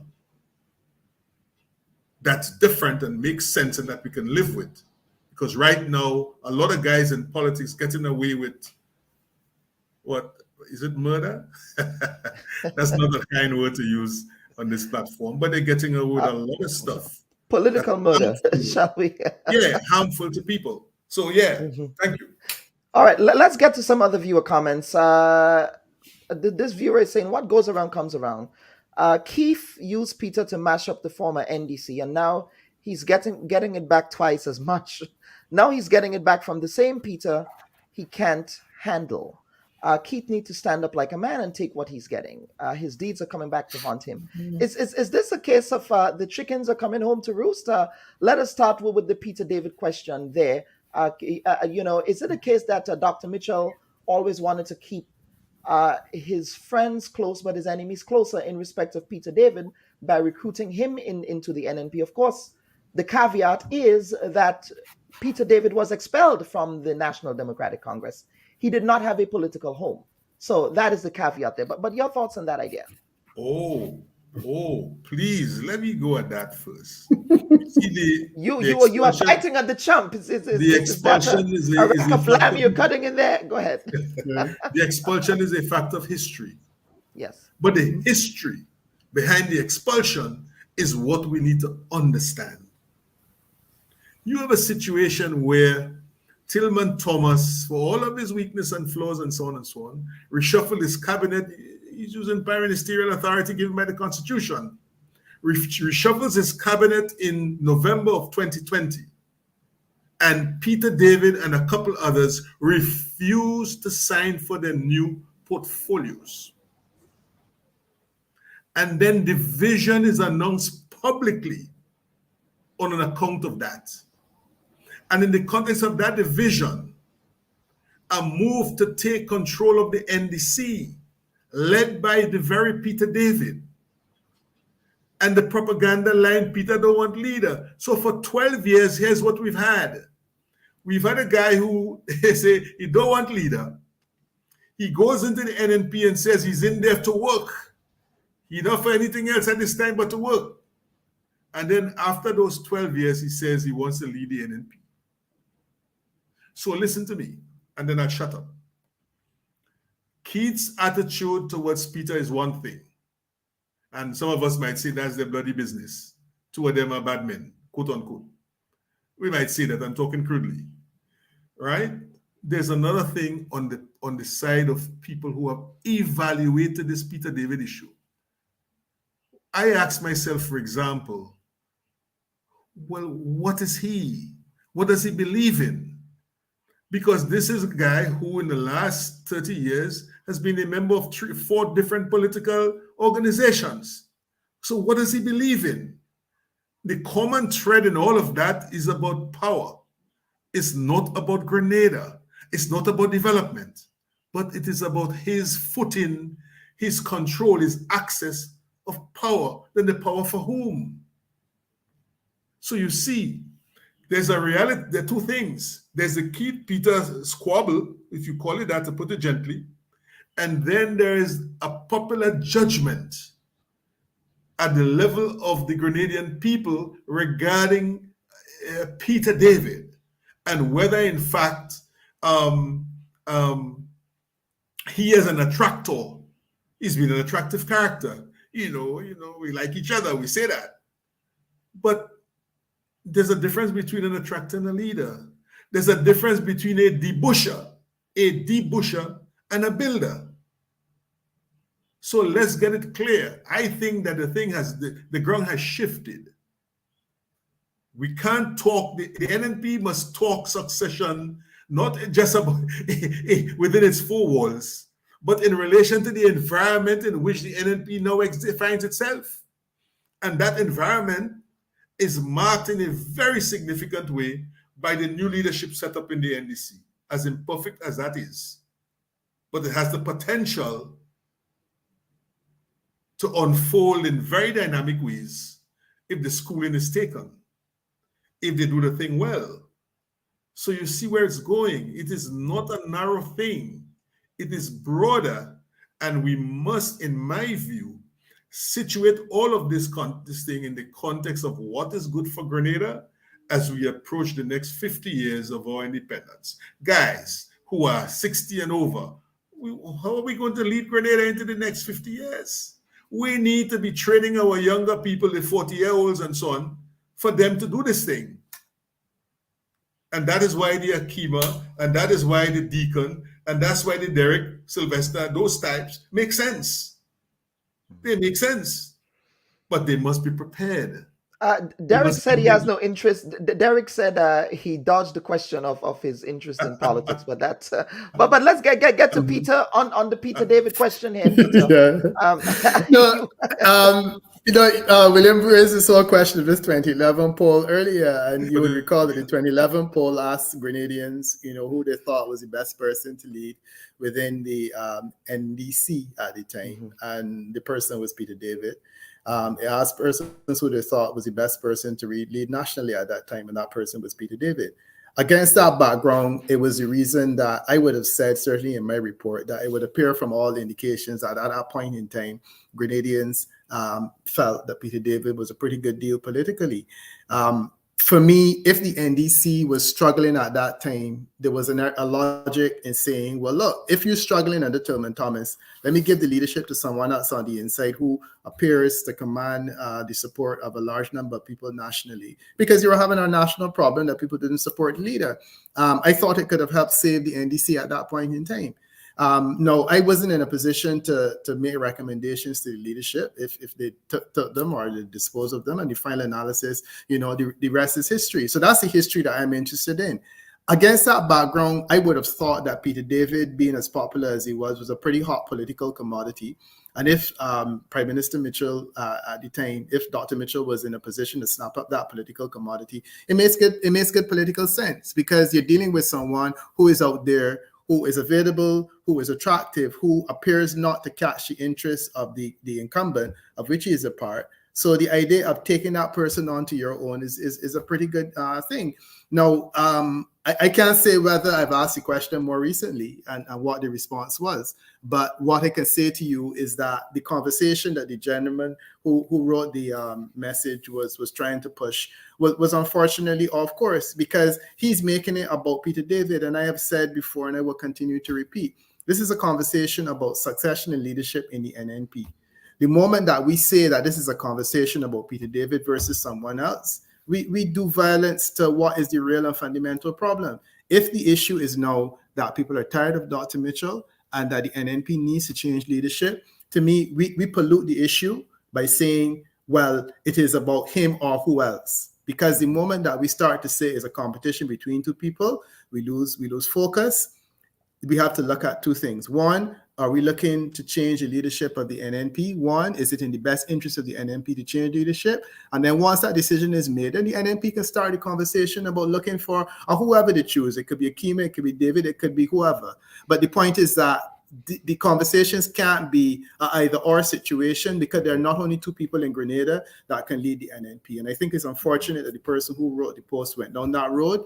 But I realize for a lot of people, this thing is about political thing, and you're looking to get back and say, well, it served you right because you couldn't have done this. The palace intrigue. I think that the two things are entirely different.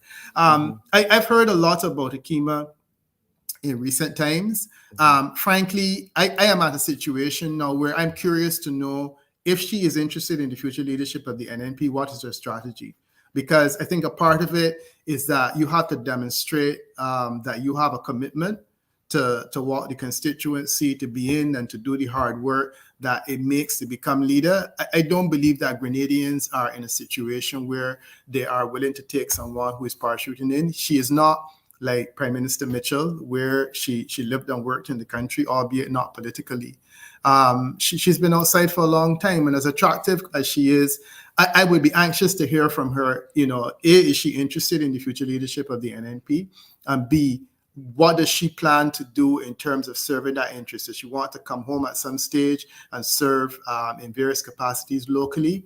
But I do not believe she will be as lucky as Prime Minister Mitchell in terms of being able to come in and parachute, take over, and win in the way that he was able to, because the circumstances now are entirely different. And that's my sense.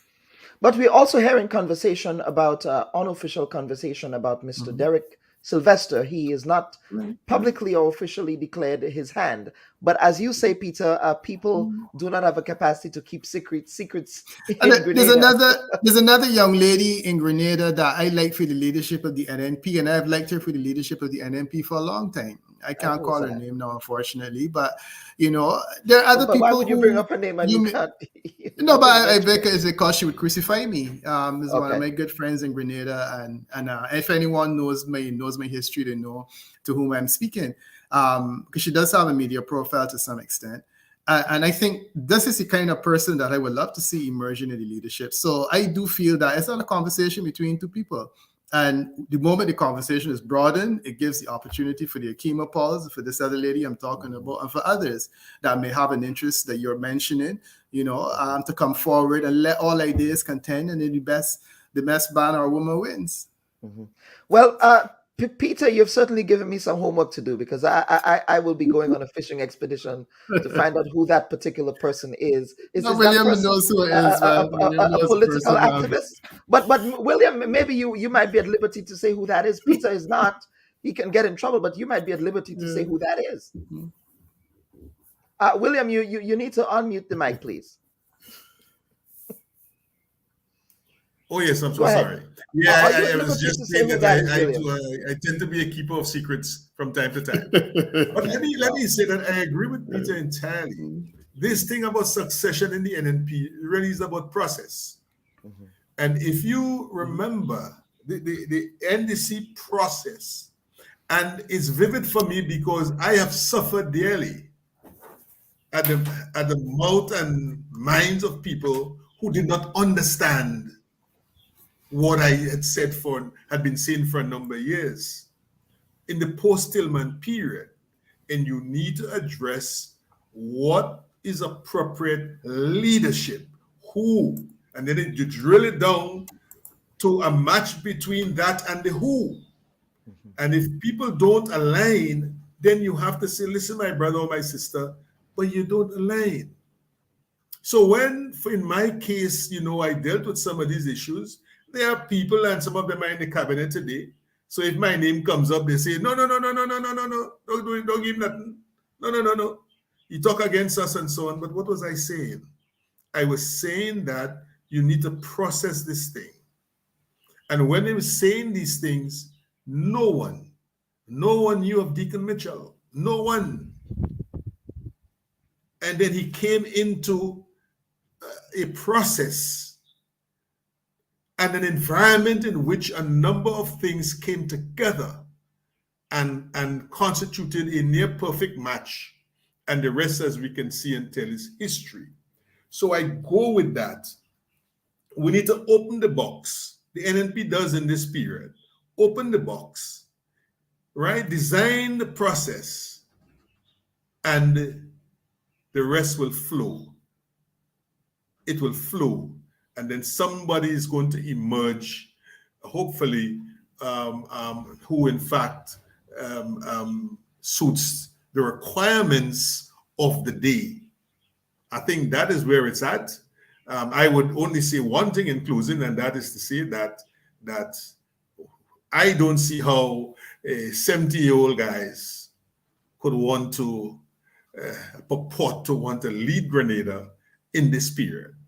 I think it is a time for 40-year-olds, except that they need to access and be disciplined about the preparation, the training, the schooling to take advantage of the leadership opportunities that present themselves.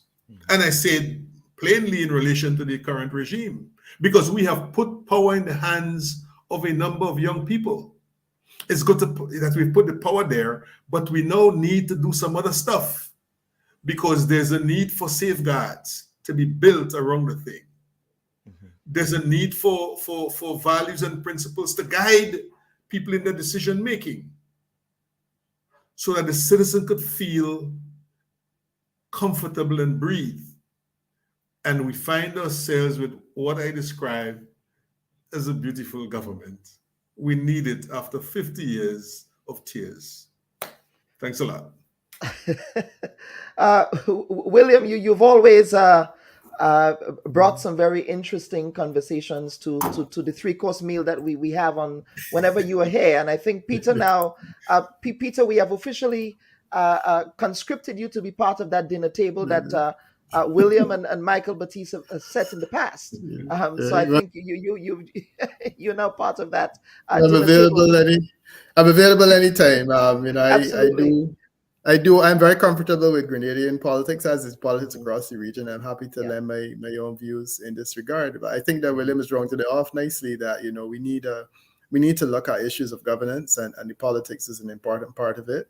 And you're very right that processes within the parties for renewal will definitely need to be front and center. It's not necessary in the NDC now, but there will come a point in time when the NDC has faced similar challenges, and I do hope that both parties take the opportunity to look at this and say, let's develop internal processes. I work professionally with political parties across the region and in Grenada, and it's shocking the extent to which these kinds of long-term developmental issues are not really considered within political parties, because generally speaking, once a person has control, the desire is to help them to maintain control. And I think that it would be great if we could get to say, let's look at institutional strengthening within political organizations, and let's look at moving them from beyond a position where they are essentially facilities to support a particular leader to the point where there are facilities to critically analyze a leader.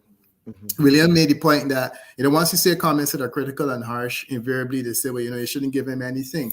In my case, I don't have a lot of those challenges simply because I am not located and attached to any of them, period. So, you want my services, you retain them. That is the beauty of independence. That is the beauty of being independent. It's beautiful, but it's also problematic in a sense because, how does an independent person make a living? You have a situation where the moment that you are offering critical advice to a person who is in leadership, you may find that they may look for another consultant that says the types of things that they want to hear. And as is their right.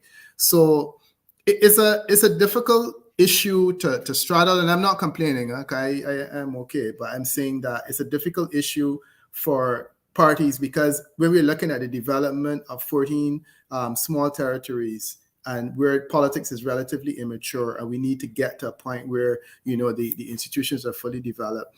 There are conversations that I really wish we could have that we just don't have, and that was the reason why I was so anxious and excited when we were having that constitutional conversations. And I think got derailed by all kinds of political trivialities. But I think that we were on the right path to having important developmental conversations across the region. And I'm happy that in the case of Barbados, look, in St. Lucia last week, they're having conversations about the CCJ and the extent to which the government is driving the process to the CCJ without a referendum. And you have opposition forces on the ground saying, but we need to have a referendum so people can talk about it. And my position is to talk about what? So you could do the same thing you did in Grenada by rejecting it? And that the propriety of those kinds of conversations are the ones that I am excited to have. So if you guys are going to have a forum where these kinds of issues are discussed, I'm definitely here. Absolutely. Thank you for giving me the opportunity to participate on this Sunday morning. And, we are not quite done yet. Absolutely. Oh, okay. We just have two more comments. We'll take a break and then wrap up with one final question. But Naisha is making a very important point here. And this goes to the question of experience. She's saying we just cannot get rid of experience, William. You're saying that, that this old man and, making fun of his age and all of that.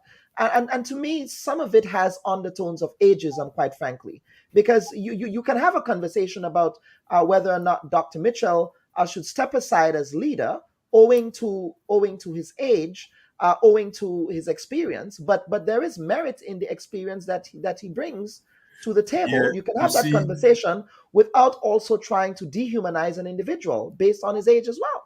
Yeah, well, fair enough. Except let me just say this. I think when we address these issues, we need to insert, as in this case before experience, the term relevant. What's the relevant experience?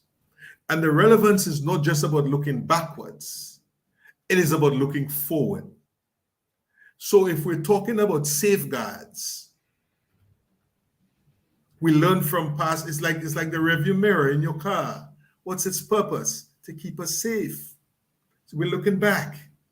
So the experience that people who have lived through certain times and so on, and the value of that experience now, I think a lot of it is in terms of keeping us safe, the safeguards. The question is, what would be a relevant experience in terms of going forward?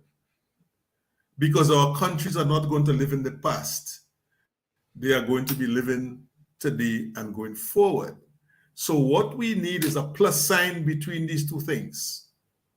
So people know their places and they know their roles. And have different roles. and 10 screen. You see, so I think I would say so kindly and so on to the contributor that we need to just broaden it a little bit and consider what is relevant for the purposes of the future development needs. We're talking politics and government and party and so on. We must situate it in the context of what's relevant for those purposes. I think that's and we have one final viewer comment that we're going to take today. It's long, but I think it needs to be aired out. I think everyone accepts the fact that Dr. Mitchell needs to step aside, but that doesn't mean you will just put someone there without proper consideration, even if the person is part of the party. And based on what is unfolding now, some of the persons within the NNP don't deserve to be the party's new leader. I don't agree with everything Dr. Mitchell did, but I believe he's well aware of who is who and who deserves what. Lots of wolves in sheep's clothing. Gentlemen, William, I'm sure you probably want to take a stab at that. Go ahead. I see you smiling. Well, only that Keith himself has been happy with wolves from time to time. You know what I mean? There comes a time when you pay the price. And truth be told, this is not about being perceptive or any such thing or being wise. A lot of us read the ball from day one that Keith was never going to hand over this thing to Pedro. A lot of us said so. We said so openly, right? And it was really politically naive of our brother to think that would happen. So it's okay. I mean, Keith has gone to bed with all types, including wolves, whether they were wearing sheep's clothes or not. So, but I understand what the contributor is saying, in a limited way. I wanna move away from the wolf and sheep's clothing and because that lady is going on this either or thing, and I think that we need to get past that. It's not an either or thing, and she wants to debate this whole question of when it is a right or who it is right to consider succession. I want to talk about the fact that succession conversations need to start. So I'm going to set that aside, and I'm going to deal with the previous question that was raised a few minutes ago when people were talking about experience. And I have everything for experience. I have every love for experience in the Caribbean. The reality is that the only experienced ex-leader that we have now is PJ Patterson, that left office willingly. He's now written a book, which is great, and I think that we'll have the opportunity to see his perspective when we get a chance to read that book. One of the challenges I have as a political analyst is that the story is seldom told by people who need to be telling the story. And Dr. Mitchell, in terms of successful leaders in the Caribbean, he has certainly been one of the most outstanding, as has Owen Arthur, as has Denzel Douglas in Grenada. The sad part about it is that a number of these leaders who should be telling this story and who should be lending their experience to us younger persons that are trying to learn about the politics of the Caribbean are wrapped up in politics and political battles. So a person like Dr. Douglas, who in my opinion should be writing memoirs, who should be lending his experience to help develop not only leaders in St. Kitts and Nevis, but across the Caribbean. He's huddled in political battle right now. Dr. Mitchell should be doing the same thing. Again, he's huddled in political battle. So I do believe that there is a need for experience. I think, however, that unfortunately, a lot of the experience we have in the Caribbean, they either work themselves till they have a foot in the grave. Owen Arthur was retired for about 4 years before he died and didn't have a chance to write anything other than nasty comments on me and Motley. And the sad reality is the case for all of them. Eric Williams died in office, and then you have a slew of other leaders across the Caribbean that either die in office or they retire at a point in time when their most useful years are gone. And I think that if we value experience, a lot of them need to start writing. One of the great things about the American system is that invariably their presidents will write something after being president because they usually get out of office with enough time that they're still particularly useful in terms of us understanding what's going on.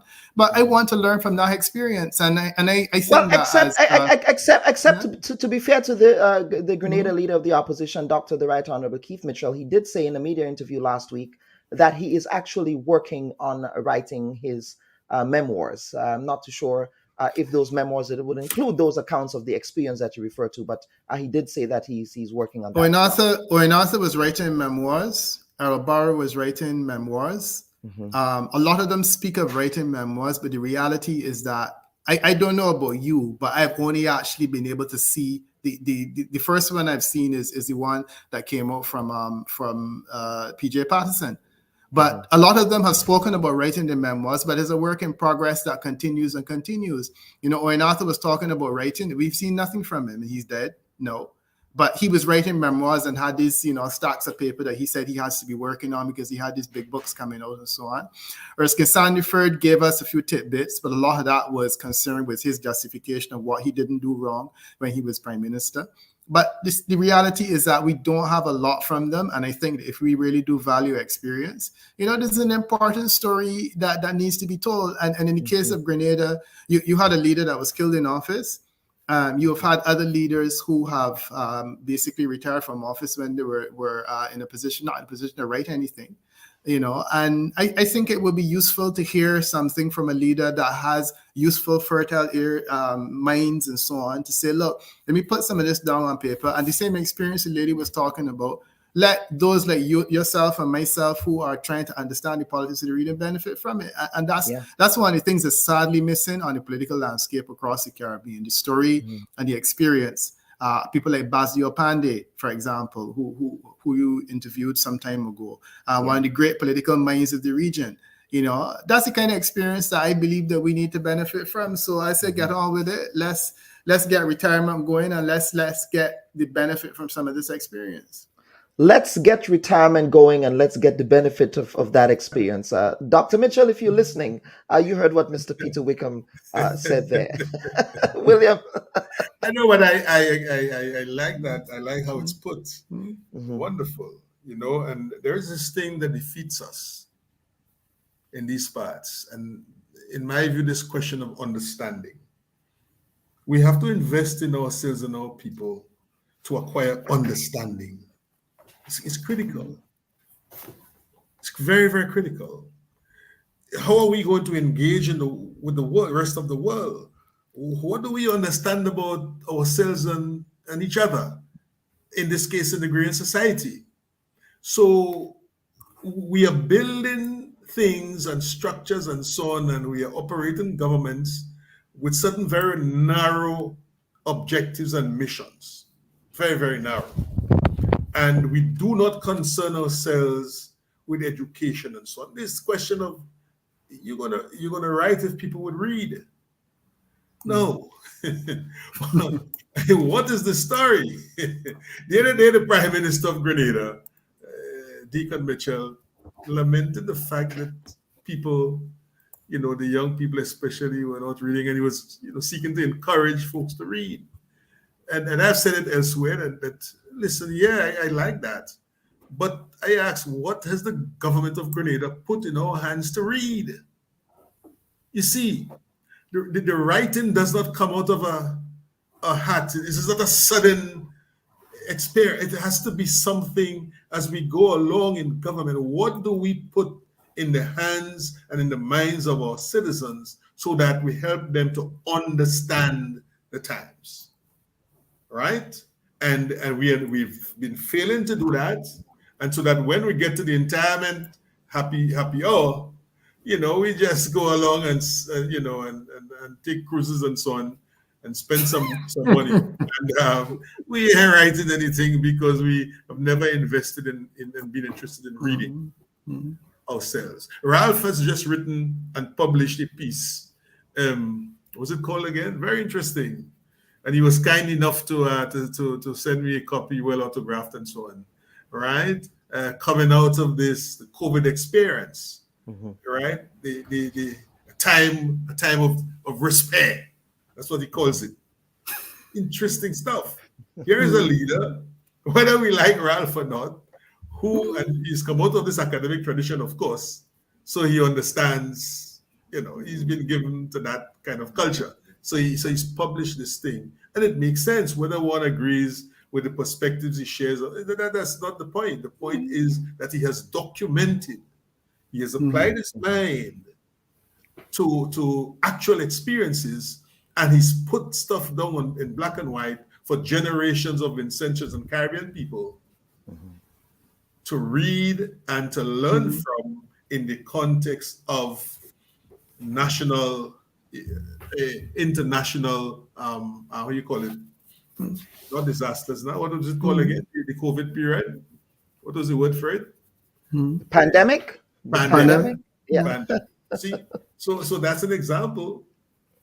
So I would like to encourage our leaders, our governments, and so on, not just to publish when they would have retired, but to develop the practice even now of putting papers in front of the people so that they could read, help us to understand.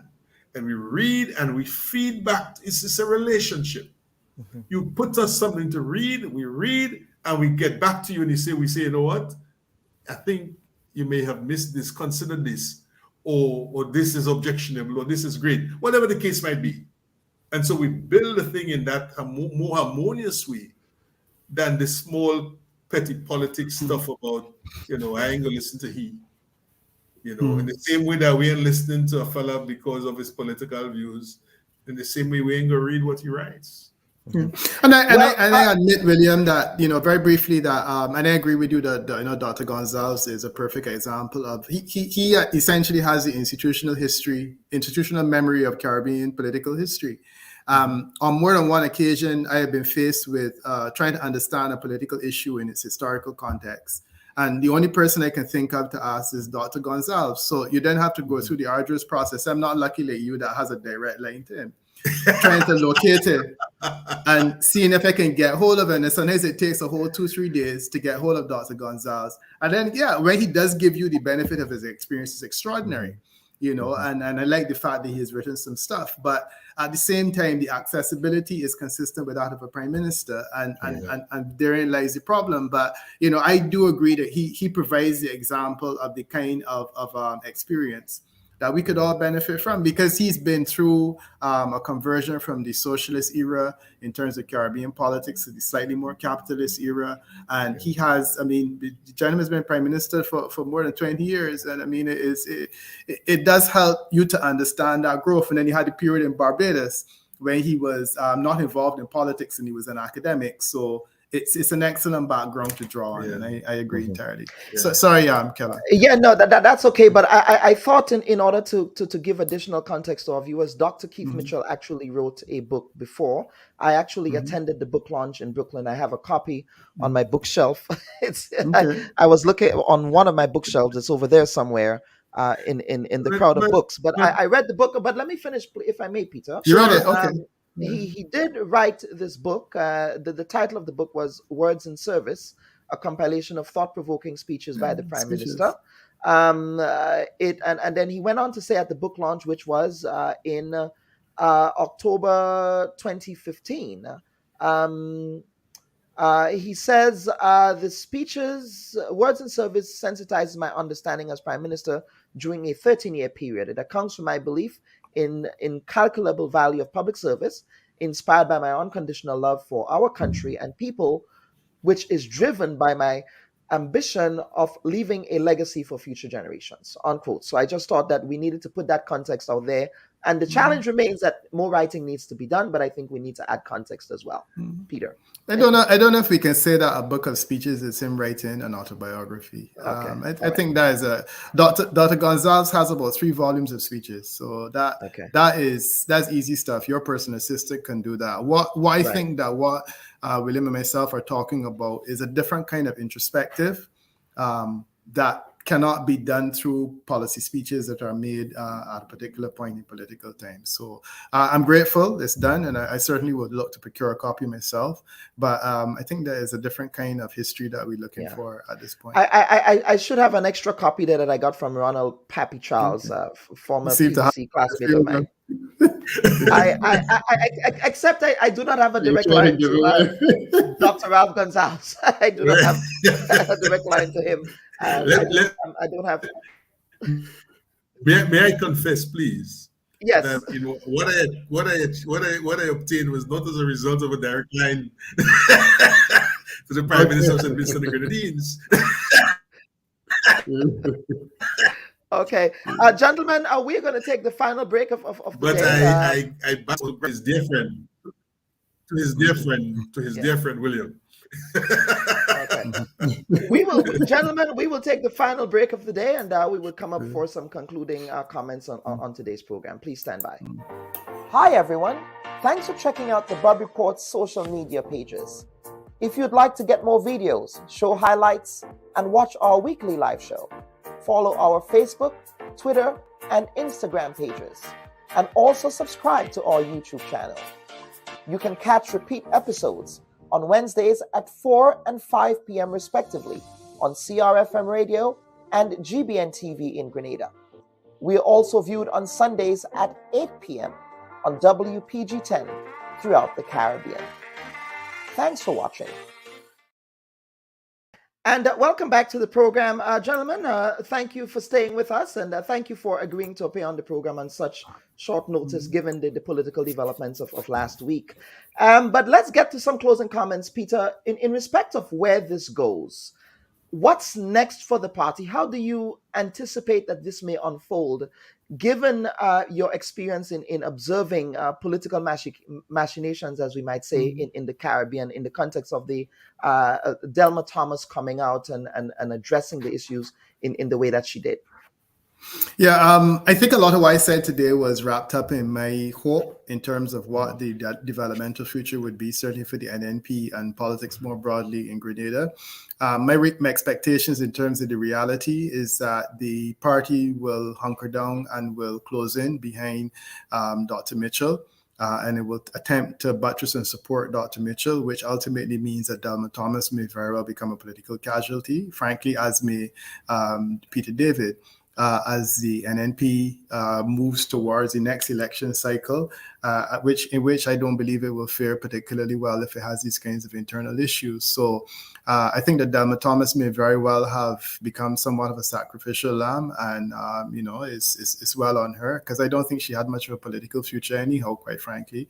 But yeah, I think that that's going to be the reality, that the party is going to close ranks behind the person that William said, demonstrated some level of ownership, and the future is not going to be particularly bleak. But, I certainly would love if, as I said earlier in the program, that this could be a teachable moment and that the party could be in for some surprises in terms of the way forward. But one way or the other, I wish them well. I wish Grenada well. And I thank you for the opportunity to participate in this frank and open conversation with one of the more astute political analysts in the region. So thank you. Absolutely. William, over to you. Same question. Where does this go? Well, thanks a lot. And really, I think that there's a lot now that Grenada needs to confront with what we have just what we've just experienced, and in the wider context of what is ahead of us as a nation. I think we need to address that frontally. More important and broader conversations regarding how we reshape our political business. We need to talk about that, and we need to talk about how we train and educate our young people in political matters. It is very, very important that we find ways of undertaking that training. I think it would be a mistake for anyone to contest, certainly at the leadership of the NNP, to contest the testimony given by Delma. I think that would not help. I hope and pray that we don't get any more in that stream. Enough is enough. In the face of truth and honesty and so on, there isn't much that man could prevail against that. It's very spiritual stuff. So I go with that. Yes, it's going to be important for the NNP to appreciate the need for process in terms of mapping its and managing its succession process. And the sooner they come to terms with that, the better for everybody. And finally, I think that there's a lot that is shifting in the politics in Grenada, and a lot that could be made to shift. This thing is not set in any shape or fashion, in any form of stone. A lot is shifting around. And to the extent that there can be a multiplication of political relationships between people like Gloria and Delma and so on in other constituencies. And it doesn't have to be at the level of people who are senior in political parties or who are members of parliament. I think it would be used very, very good and beneficial for good and strong citizens, constituents across Grenada who support different parties to begin to dialogue, to talk and to work together to move the thing forward. Because this question of this dependence on political parties has not been good for us and will not be good for us until we reshape the order. So that is something that I hope can happen, and we don't come to define things in terms of who falls through the crack and who doesn't fall through the crack. We define things in terms of what gets lifted up, what gets built in the Ghanaian society that would benefit everybody. So that's my piece, and I thank you so much, and blessings to everyone. Absolutely, and we have ended with a lovely dessert. I suspect that was a lovely lemon meringue pie there. Thank you, William, for that. It's a running joke, folks. That's a William and I roll. Gentlemen, thank you again for appearing on this week's episode of the Bubb Report. Viewers and listeners, as a reminder, this week here in the Washington, D.C. area where I am located, there will be an event honoring the former Prime Minister of Grenada, the late Maurice Bishop, at the State of the Black World Conference. I'm going to share this event that's happening on April 19th. And so it's happening at the Baltimore Convention Center. For those of you who are in the Washington, D.C. metropolitan area, if you're in Baltimore as well, you can, of course, attend. But on the 19th, the tribute to Maurice Bishop will be kicked off at 7 p.m. It happens from 7 to 10 p.m. at the National International Town Hall meeting. And the Honorable Deacon Mitchell, who's the Prime Minister of Grenada, as well as Mr. P.J. Patterson, will be in attendance at that particular event. So for the Grenadians who are in the Baltimore, Washington area of Washington, D.C., the Washington metropolitan region, this is an event that all Grenadians and all Caribbean people are encouraged to attend. I myself will be in attendance at the State of the Black World Conference. Now, on behalf of the producers of the Bubb Report, I am Dr. Kellen Bubb. We thank you for watching this week's program. Take care now. Bye-bye.